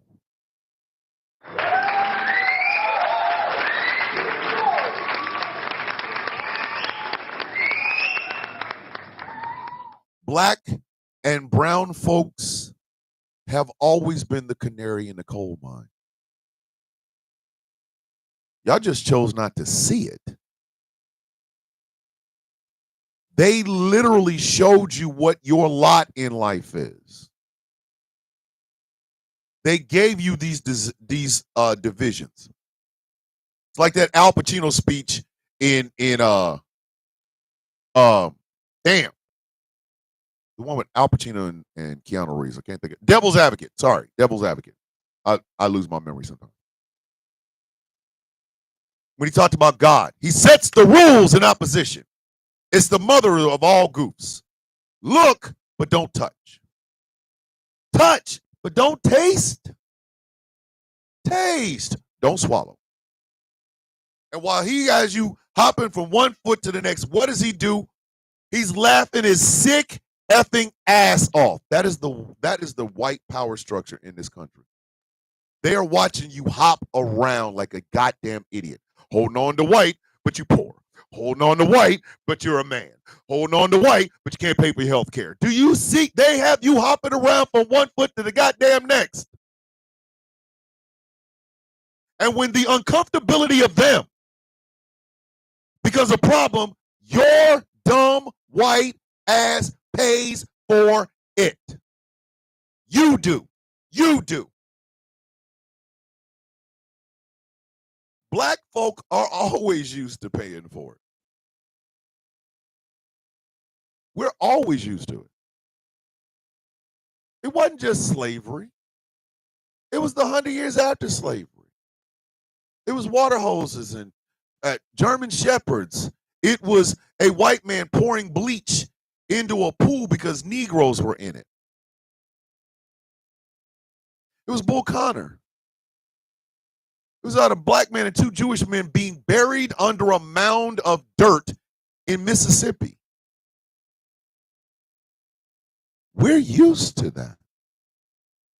We are used to watching as our leaders, as you guys like to call them, are killed. We're used to that. How are you going to beat somebody that's already ready for the belt? My Spanish-speaking brothers and sisters, they're used to this. You don't think they haven't seen American imperialism firsthand? El Salvador, Cuba, Guatemala, Nicaragua, Mexico, Colombia, Venezuela. You don't think they haven't seen the killing end of American exceptionalism, American imperialism? Are you out of your goddamn mind? They're used to losing. They know it's coming. You think my Jewish brothers and sisters and my Muslim brothers and sisters do not know how America and their Christian dogma pitted one of two of three of the Abrahamic religions against each other? The death toll in Gaza and the murder in the West Bank is all designed by rich European men. The reason Jewish people can get on TikTok and say anti-Semitism is on the rise isn't because it's on the rise. It's just happening more frequently because now nobody is hiding it. Muslim women getting their hijabs snatched off their heads at Whole Foods. There's a bitch on here right now. I just did a video about her yesterday who acknowledged that it was Egyptians that brought us the numerical system that we use today. Then right out of her mouth is child marriage. Anti-Semitism isn't on the rise. It's just out in the open and normalized now. Islamophobia is not on the rise. This shit's been out in the open since September 11th. We're just seeing more of it now. We're hearing the story. You think this is the first time they've looked at black women as anything other than brood mares and baby mamas? You think this is the first time they've ever had that happen? No. Black women are used to it. When I said black women are the saviors of democracy, I didn't say that shit to kiss black women ass. I said it because it's absolutely true. Black women do not have the goddamn luxury to live in myths and legends. They don't have the luxury because whatever policy comes from these rich white men in Washington, D.C. will affect their ass first and hardest. You don't think black women understand that the feminist movement as it exists right now is a detriment to them? Because black women will be the foot soldiers. They will be out there rocking boats, knocking off helmets, shit like that, for the idea of feminism, and their white counterparts will sit in the back and take credit for it. You don't think black women know this? You don't think that Asian women understand that they are fetishized every single goddamn day? You don't think that? You don't think members of the LGBTQIA plus, I'm sorry, the LBTQIA plus, because gay white men will be white men before they're gay. And they will throw their whole community under the bus. You don't think the rest of the LGBTQIA plus doesn't know this? Of course they do. Of course they do. There will be white gay men who would sell out everybody else, especially their trans brothers and sisters, just to get the warmth of people who think they're an abomination and they want them to die. And everything I just said to you is historically accurate. You can look up every single solitary thing I just said because it is historically, factually accurate. Poor white men in this country have been sold a bill of goods for so long, I don't even know whether or not they have the damn receipt anymore. I don't. And Donald Trump is trying to help y'all be dumber and more isolated in your own country. That is exactly what Donald Trump is trying to do.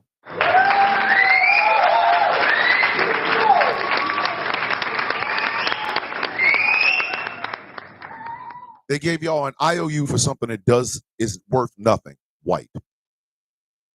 They gave you an ideal to strive towards that was fake, John Wayne. They told you the slogans and everything were exactly how you were supposed to live your life. And now you don't trust anybody that doesn't look like you. The Klan had rich people in it, but it also had poor, dumb, ignorant ass people. Those were the ones that were burning the crosses and shit like that. And then they had to go home in their pick 'em up trucks to this white enclave, which was basically a trailer with a whole lot of land and a lake behind it. Smoke until they literally have cancer, then go to a hospital that can't help you. Oh, by the way, you're going to owe this massive ass bill, and then you're going to die. Meanwhile, the moneyed elite are watching you do it. Donald Trump does not represent you. He represents rich folk. It's kind of like what Dave Chappelle said when he voted. He's like, when I voted, I voted for Obama. I was so happy. I saw it was just thousands of black folks there. I was so happy. He said he knew that Trump was going to win the election because it was a whole bunch of white folks, poor ass white folks. And he said, while he was standing there in the line, he was listening to him. He's like, yeah, Donald Trump gonna fight for me. And he giggled. He said, you poor dumb white folk. Donald Trump isn't fighting for you. He's fighting for me. It's true. While Donald Trump is erasing history and trying to make y'all feel more special than you absolutely are, those tariffs are kicking your teeth in, ain't they? You can't white slave your way out of that. You can't. You cannot white slave your way out of that. How do you white slave your way? How do you erase history or slavery was so long ago your way out of the fact that right now, if you go into Walmart, there's shit in there you cannot afford. There is shit in Walmart right now that you cannot afford. My wife showed me a graph this morning. They've raked in something like $26.8 billion in tariffs. Yeah, some people will hear that number and cheer. Bitch, it's your money. It's yours. It is yet another grift to get money out of your pocket. That's why they give you these tokens and slogans and symbols and shit, because they don't mean a goddamn thing. They don't. Your life is made infinitely worse because you continue to hold on to it. Every white man should be out on the streets losing their goddamn mind because Donald Trump wants to once again make you dumber than you were 2 days ago. They want you to hold on to this worthless trinket called whiteness. They want you to hold on to this worthless trinket called I'm superior to everybody else while they break your goddamn soul, break your back, and make your children hate you because you're never around because you're trying to feed and take care of them.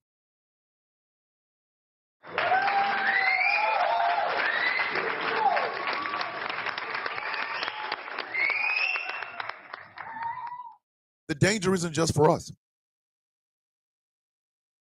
The danger is for you. The danger is for you. How can you possibly get better if you don't know where we were wrong in the first place? In order to form a more perfect union. I mean, how can you make a more perfect union if you don't know why you need to make it in the first place? I am a misogynist. I work on that every single day. But in order for me to be able to stand up and say that out loud, I had to be honest with me. I had to look at my actions for exactly what they are. The talking and dealings of a misogynist. I had to do that. This erasing of history is not helping you. It's not. And it's given to you by somebody who genuinely does not care about you. He doesn't. Every time he does some stupid shit like this, the whole idea of putting tariffs on Norway because they won't give him a Nobel Peace Prize, that shit is for you. That's for you goofies. That is for you goofy people. That's for y'all. It's not for me. It's for you. You goofy asses who sit up and say that slavery was so long ago, you were never a slave, this, that, and the third. That shit that's coming out of your mouth is not making your life better. What's going on? Celtic Muse is in the building. That's just not helping you. PragerU don't give shit about you. They want you dumber. They want you to spread that stupidity to your children. Because if you can get them dumb enough, they become the perfect workers in the future. No education, no learning of books because Moms for Liberty's out here snatching up books and shit. Thank you, Veronica. I was just getting ready to say that you are creating generational trauma. Hey, Devilish, get your bitch ass out of here. Guess what helped? You leaving. Eject Dosito, cuz. Am I muted? What the hell? Hold on. Maybe I am. Oh. Better? Is this better? Oh, I see what it is. Hold on. Hold on. Is that better?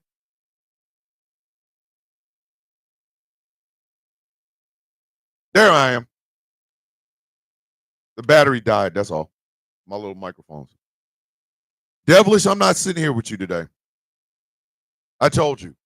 I'm not about to sit here and be part of your little idea of, oh my God, I'm the white victim. I'm not listening to that shit today. I'm not. Eject Osito, cuz. Get your bitch ass out of here.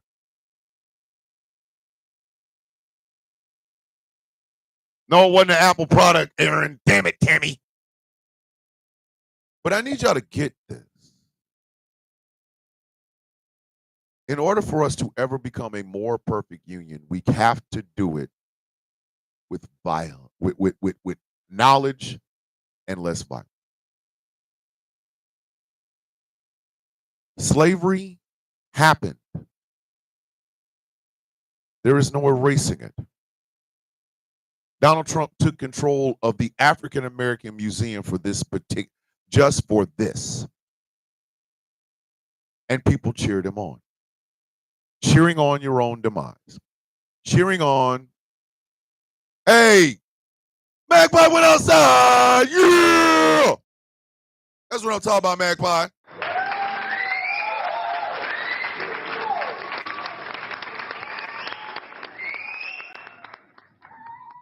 If you are ever going to understand how change works, if you are ever going to understand how to become a better human being, if you are ever going to want your children and grandchildren to be better human beings, the very first thing you have to do is deconstruct your goddamn self. The Smithsonian Institute is capitulating to Donald Trump because he is the president of the United States, and this is what he wants to do. But it doesn't matter.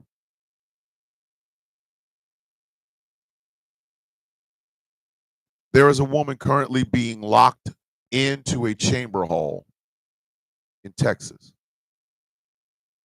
She is a black woman. She is sitting there because she does not want to sign a piece of paper that allows the goddamn cops to follow her around so that these people can vote on their redistricting shit. That's the desperation of the powerful. It is the desperation of the powerful. You see how that works? She is literally being locked in a building, not allowed to leave. Because the rich and the powerful want to redistrict the map so they can stay in power. Here's a little red meat for you leftists, far leftists and communists and shit. Here's a little bit of red meat. I don't like Gavin Newsom either. I don't like Gavin Newsom either. But what he is doing right now is a masterful way to troll a man who has been trolling us for 10 years. A lot of people hate me on TikTok for the way I talk. I don't get invited on Joy Ann Reid. I don't get invited on MSNBC. I don't get invited on CNN because I use a lot of profanity. But here's the crazy part. We have a profane human being in the White House. Why am I required to play nice?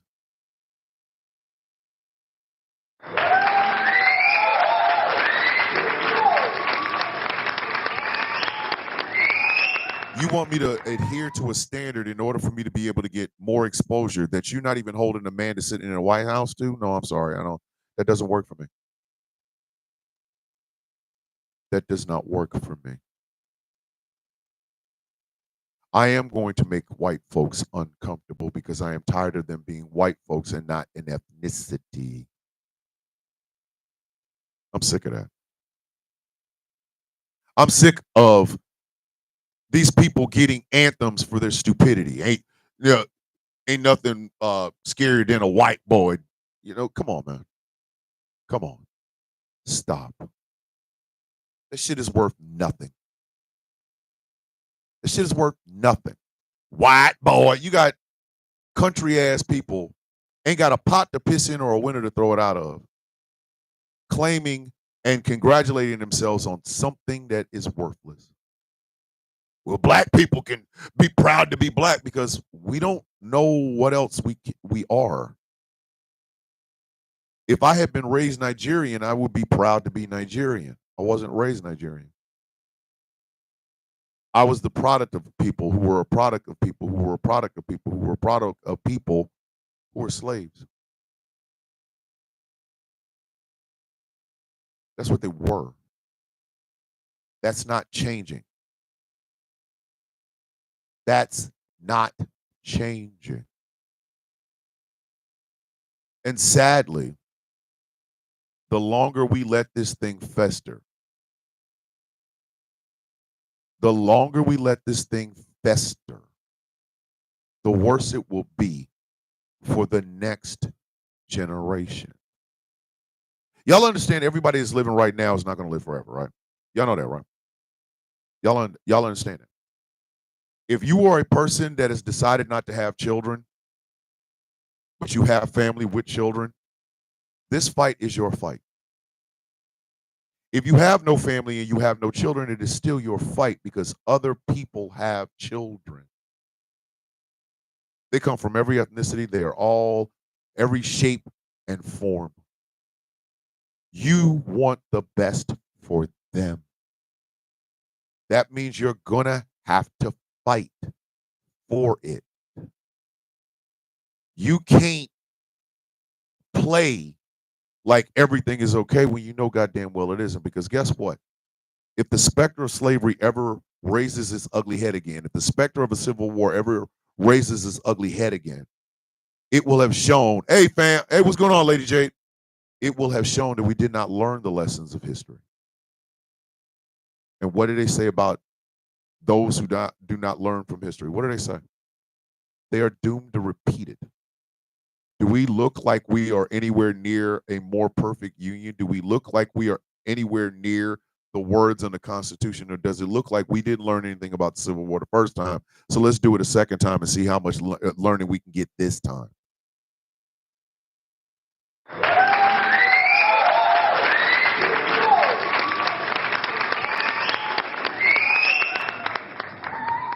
That's the problem. That is the problem. That is the problem. Donald Trump, I've always told y'all, Donald Trump is a symptom. The disease is apathy. Apathy towards learning the truth about this country. Apathy towards the idea of speaking truth to power about this country. What are we always told? Well, you don't love America. I don't know how much more I could love America if I tried. I gave up time for America. Whether it was a CQ duty, a rotation someplace, or a deployment to Afghanistan, I gave up time A good friend of mine died 2 months before I got home from Afghanistan, and I didn't find out until I went to Kansas City. Her name was Dr. Martha Hurley. She was a major in the United States Air Force. I did not know my friend was gone until I went to her house, left a note. 2 days later, somebody calls the person that is cleaning out her condo and informs me that Martha died. I thought it was a couple of days ago. No, it was 2 months before I came home. I have given up everything to serve this country, whether it was the Army or the Navy. I gave up everything I had to serve this country. So I have a right and a responsibility to criticize it when it is not doing what it is supposed to be doing according to the Constitution. They keep waving in everybody else's face. I have a responsibility to my kids and grandkids, to your kids and grandkids, to your kids and grandkids, to tell the truth about this country so that those children and grandchildren do not repeat the mistakes that were made in the past. I have a responsibility to shatter the myth of whiteness and embrace the future of ethnicity. It is my responsibility to do this. And more than anything, I have a responsibility to make sure this country becomes what it says it wants to be. Any one of you that takes a stand criticizing this government, the president, the vice president, anyone else, you are living up to the responsibility that you have to make sure this country lives up to the values it purports to everyone else, and that it makes sure that it teaches the true history so it does not repeat it. Have a great morning, Bonnie. Thank you for coming in and welcome to the Sound of Coffee. So I will end this show like this. The Smithsonian isn't out of control. The Smithsonian is a museum where everything discusses how horrible our country is. Our country is horrible. It is. It's just been able to put 25 pounds of raw cat shit into a bag that's made out of silk. How bad slavery was. It was. It was. Slavery was a horrible thing. Genociding of the native people was a horrible thing. The gasoline baths given to migrant Mexicans that came across the border was a bad thing. The Zoot Suit riots were a bad thing. Burning down Black Wall Street was a bad thing. Murdering all the buffalo was a bad thing. Treating women as brood mares was a bad thing. Experimenting on black women was a bad thing. There's no goodness in that. There's no Americana in that. There is nothing but ugliness. And how unaccomplished the downtrodden have been. The entirety of his base belongs in that downtrodden part. They just think they're successful because somebody told them that. They're not. They're not successful. These people are broken goddamn people. If you're watching this and you know I'm telling the goddamn truth, put a thumbs up. These are broken people clinging on to one last hope, clinging on to somebody they feel cares about them when he doesn't. He does not. He doesn't serve these people. He does not serve them. He exploits them. Nothing about success. What success? What success has this man given to the poor, downtrodden European, ethnically European people? What is it giving you? A hat? A slogan?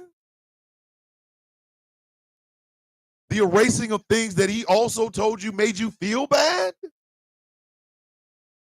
Militarizing the goddamn National Guard?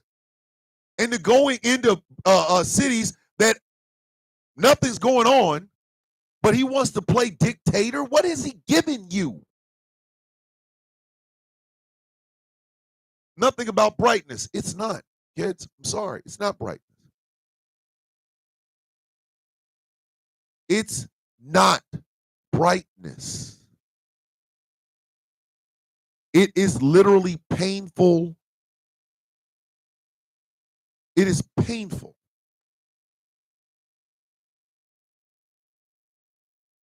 It is painful. Rural farmers are being gutted, but they voted for him. Small businesses in these red states are dying because their governors and state legislatures will tell them, we passed a bill that kept the gays and the trans out of the bathroom, but not a bill that helped you with your goddamn farm.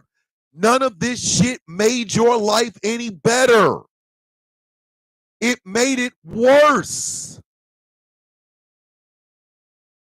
Nothing about the future. Is this the future y'all want? I want you to see the world in 2025 through the eyes of a baby. Do you think this baby is going to like it here? Did you think that a child that is living underneath this shit is somehow going to be a better adjusted child? Especially white kids. Especially white kids. Particularly white kids. Y'all are being led down a path that leads to, I'm going to use Mr. Nancy. Y'all have been suffering under 10 years of subjugation, racist dog whistles, and heart disease that you can't fix because you can't afford to go to the doctor. I end the show this way. Yes, those who do not learn from history are doomed to repeat it. We are doomed to repeat this. America is not the greatest country in the world because a great country would not force you to live in this level of ignorance. America cannot be great again because it was never great in the first place. Your white guilt does absolutely nothing towards the history of slavery and the helping of the dismantling of what slavery wrought. And finally, Donald Trump isn't your friend. He isn't. You are a useful idiot. And when your usage is done, so are you. Y'all want him to run in 2028. He can't. But he can start a war that young men and women will go into and die. Because it's easy for him, it's just a stroke of a pen. But it's your life. It's your history. Maybe it's time. Maybe, and I could be spitballing here. Maybe it's time to let go of whiteness and embrace humanity. Maybe it's time to find another avenue other than your pride of your pale skin and embrace everything about yourself that makes you who you are in a diverse country, an inclusive country that all people deserve equity in. That's it.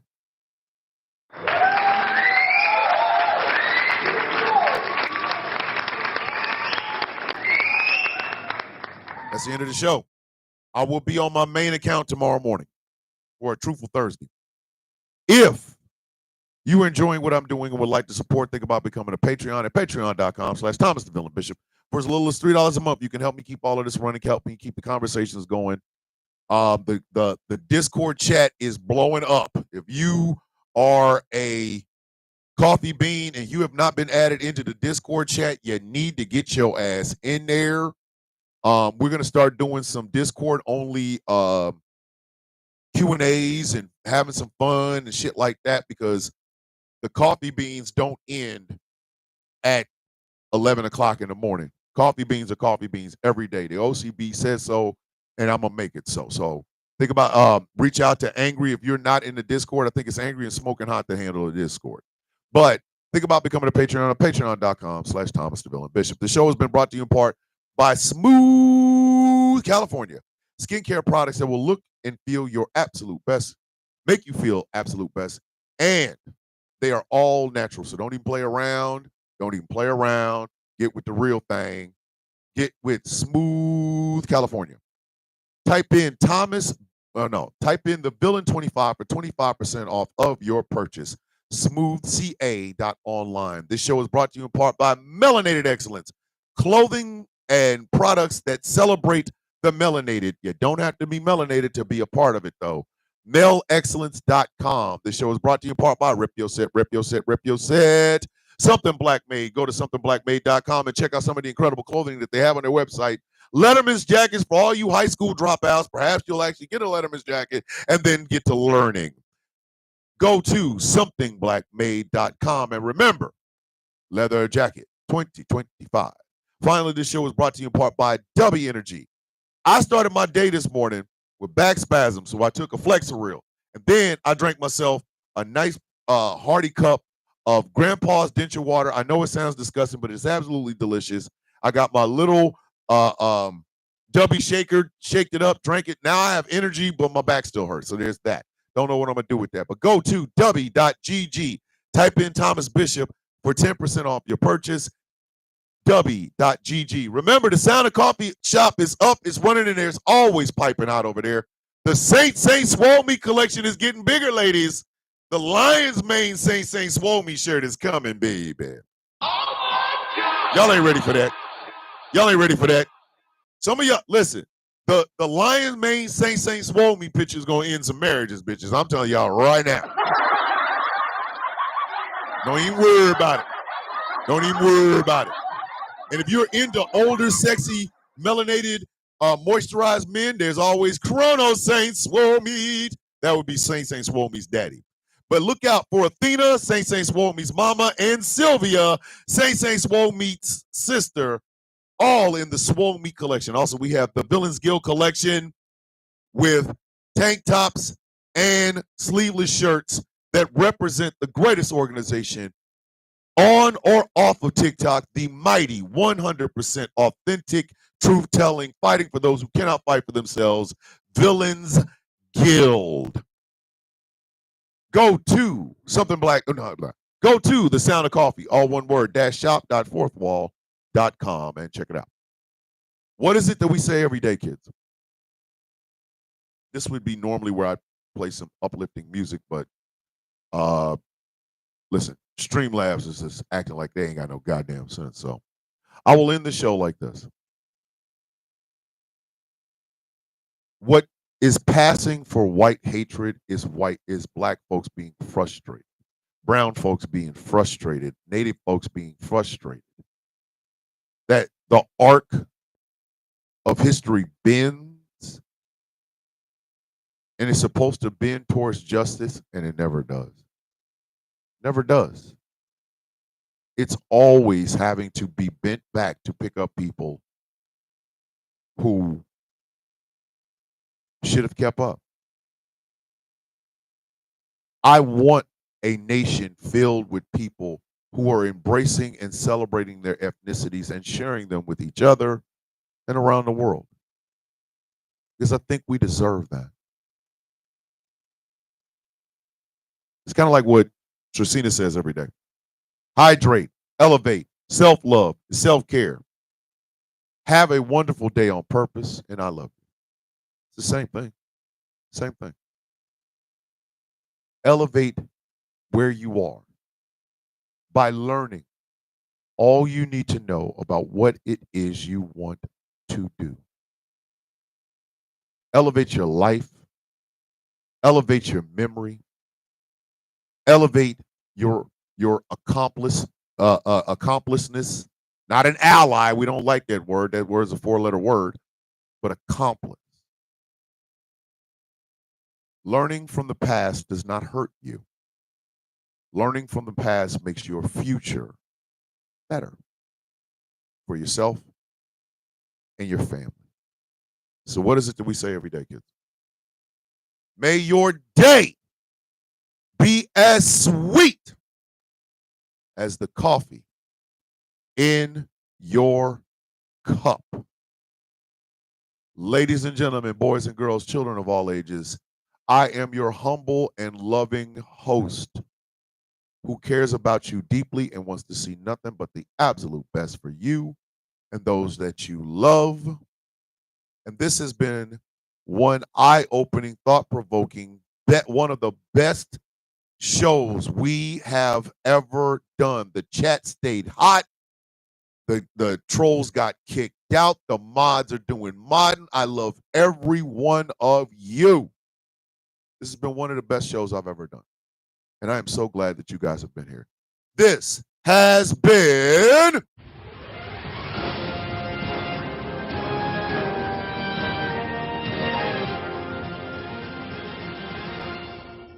The Sound of Coffee on Ghost Cloud Productions Radio. Tonight, we have Heart to Heart with Pastor Clinton, where she talks about spirituality and relationship advice. Please tune in and check her out. She will be on at 9 p.m. Eastern Standard Time on these Ghost Claw Productions Radio's airwaves. Tonight is Rouse High Exalted with your favorite foursome of flampery and flippery and floppery and edibility and all that other good shit.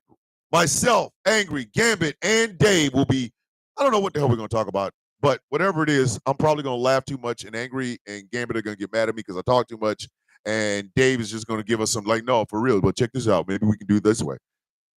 Everybody, Dave wants us to keep up with him, and that shit will never happen in this life because I like walking and being alive and breathing and shit. So, Rouse High Exalted on these Ghost Claw Productions YouTube streets, 9 p.m. Eastern Standard Time. I love you. I am proud of you. And if anybody doesn't tell you today that the world is a sweeter place with you in it, I am saying it to you. With love in my heart, I say this. With peace on my mind, I give this. Oh, Lord, he done shaved his head. Lord, look at that hair. Ooh, that man's so sexy, he can't even touch himself, baby. And just a tad bit of hair grease. I will see y'all in the morning. I love y'all. Be safe. I'll be on my main account in the morning. Peace.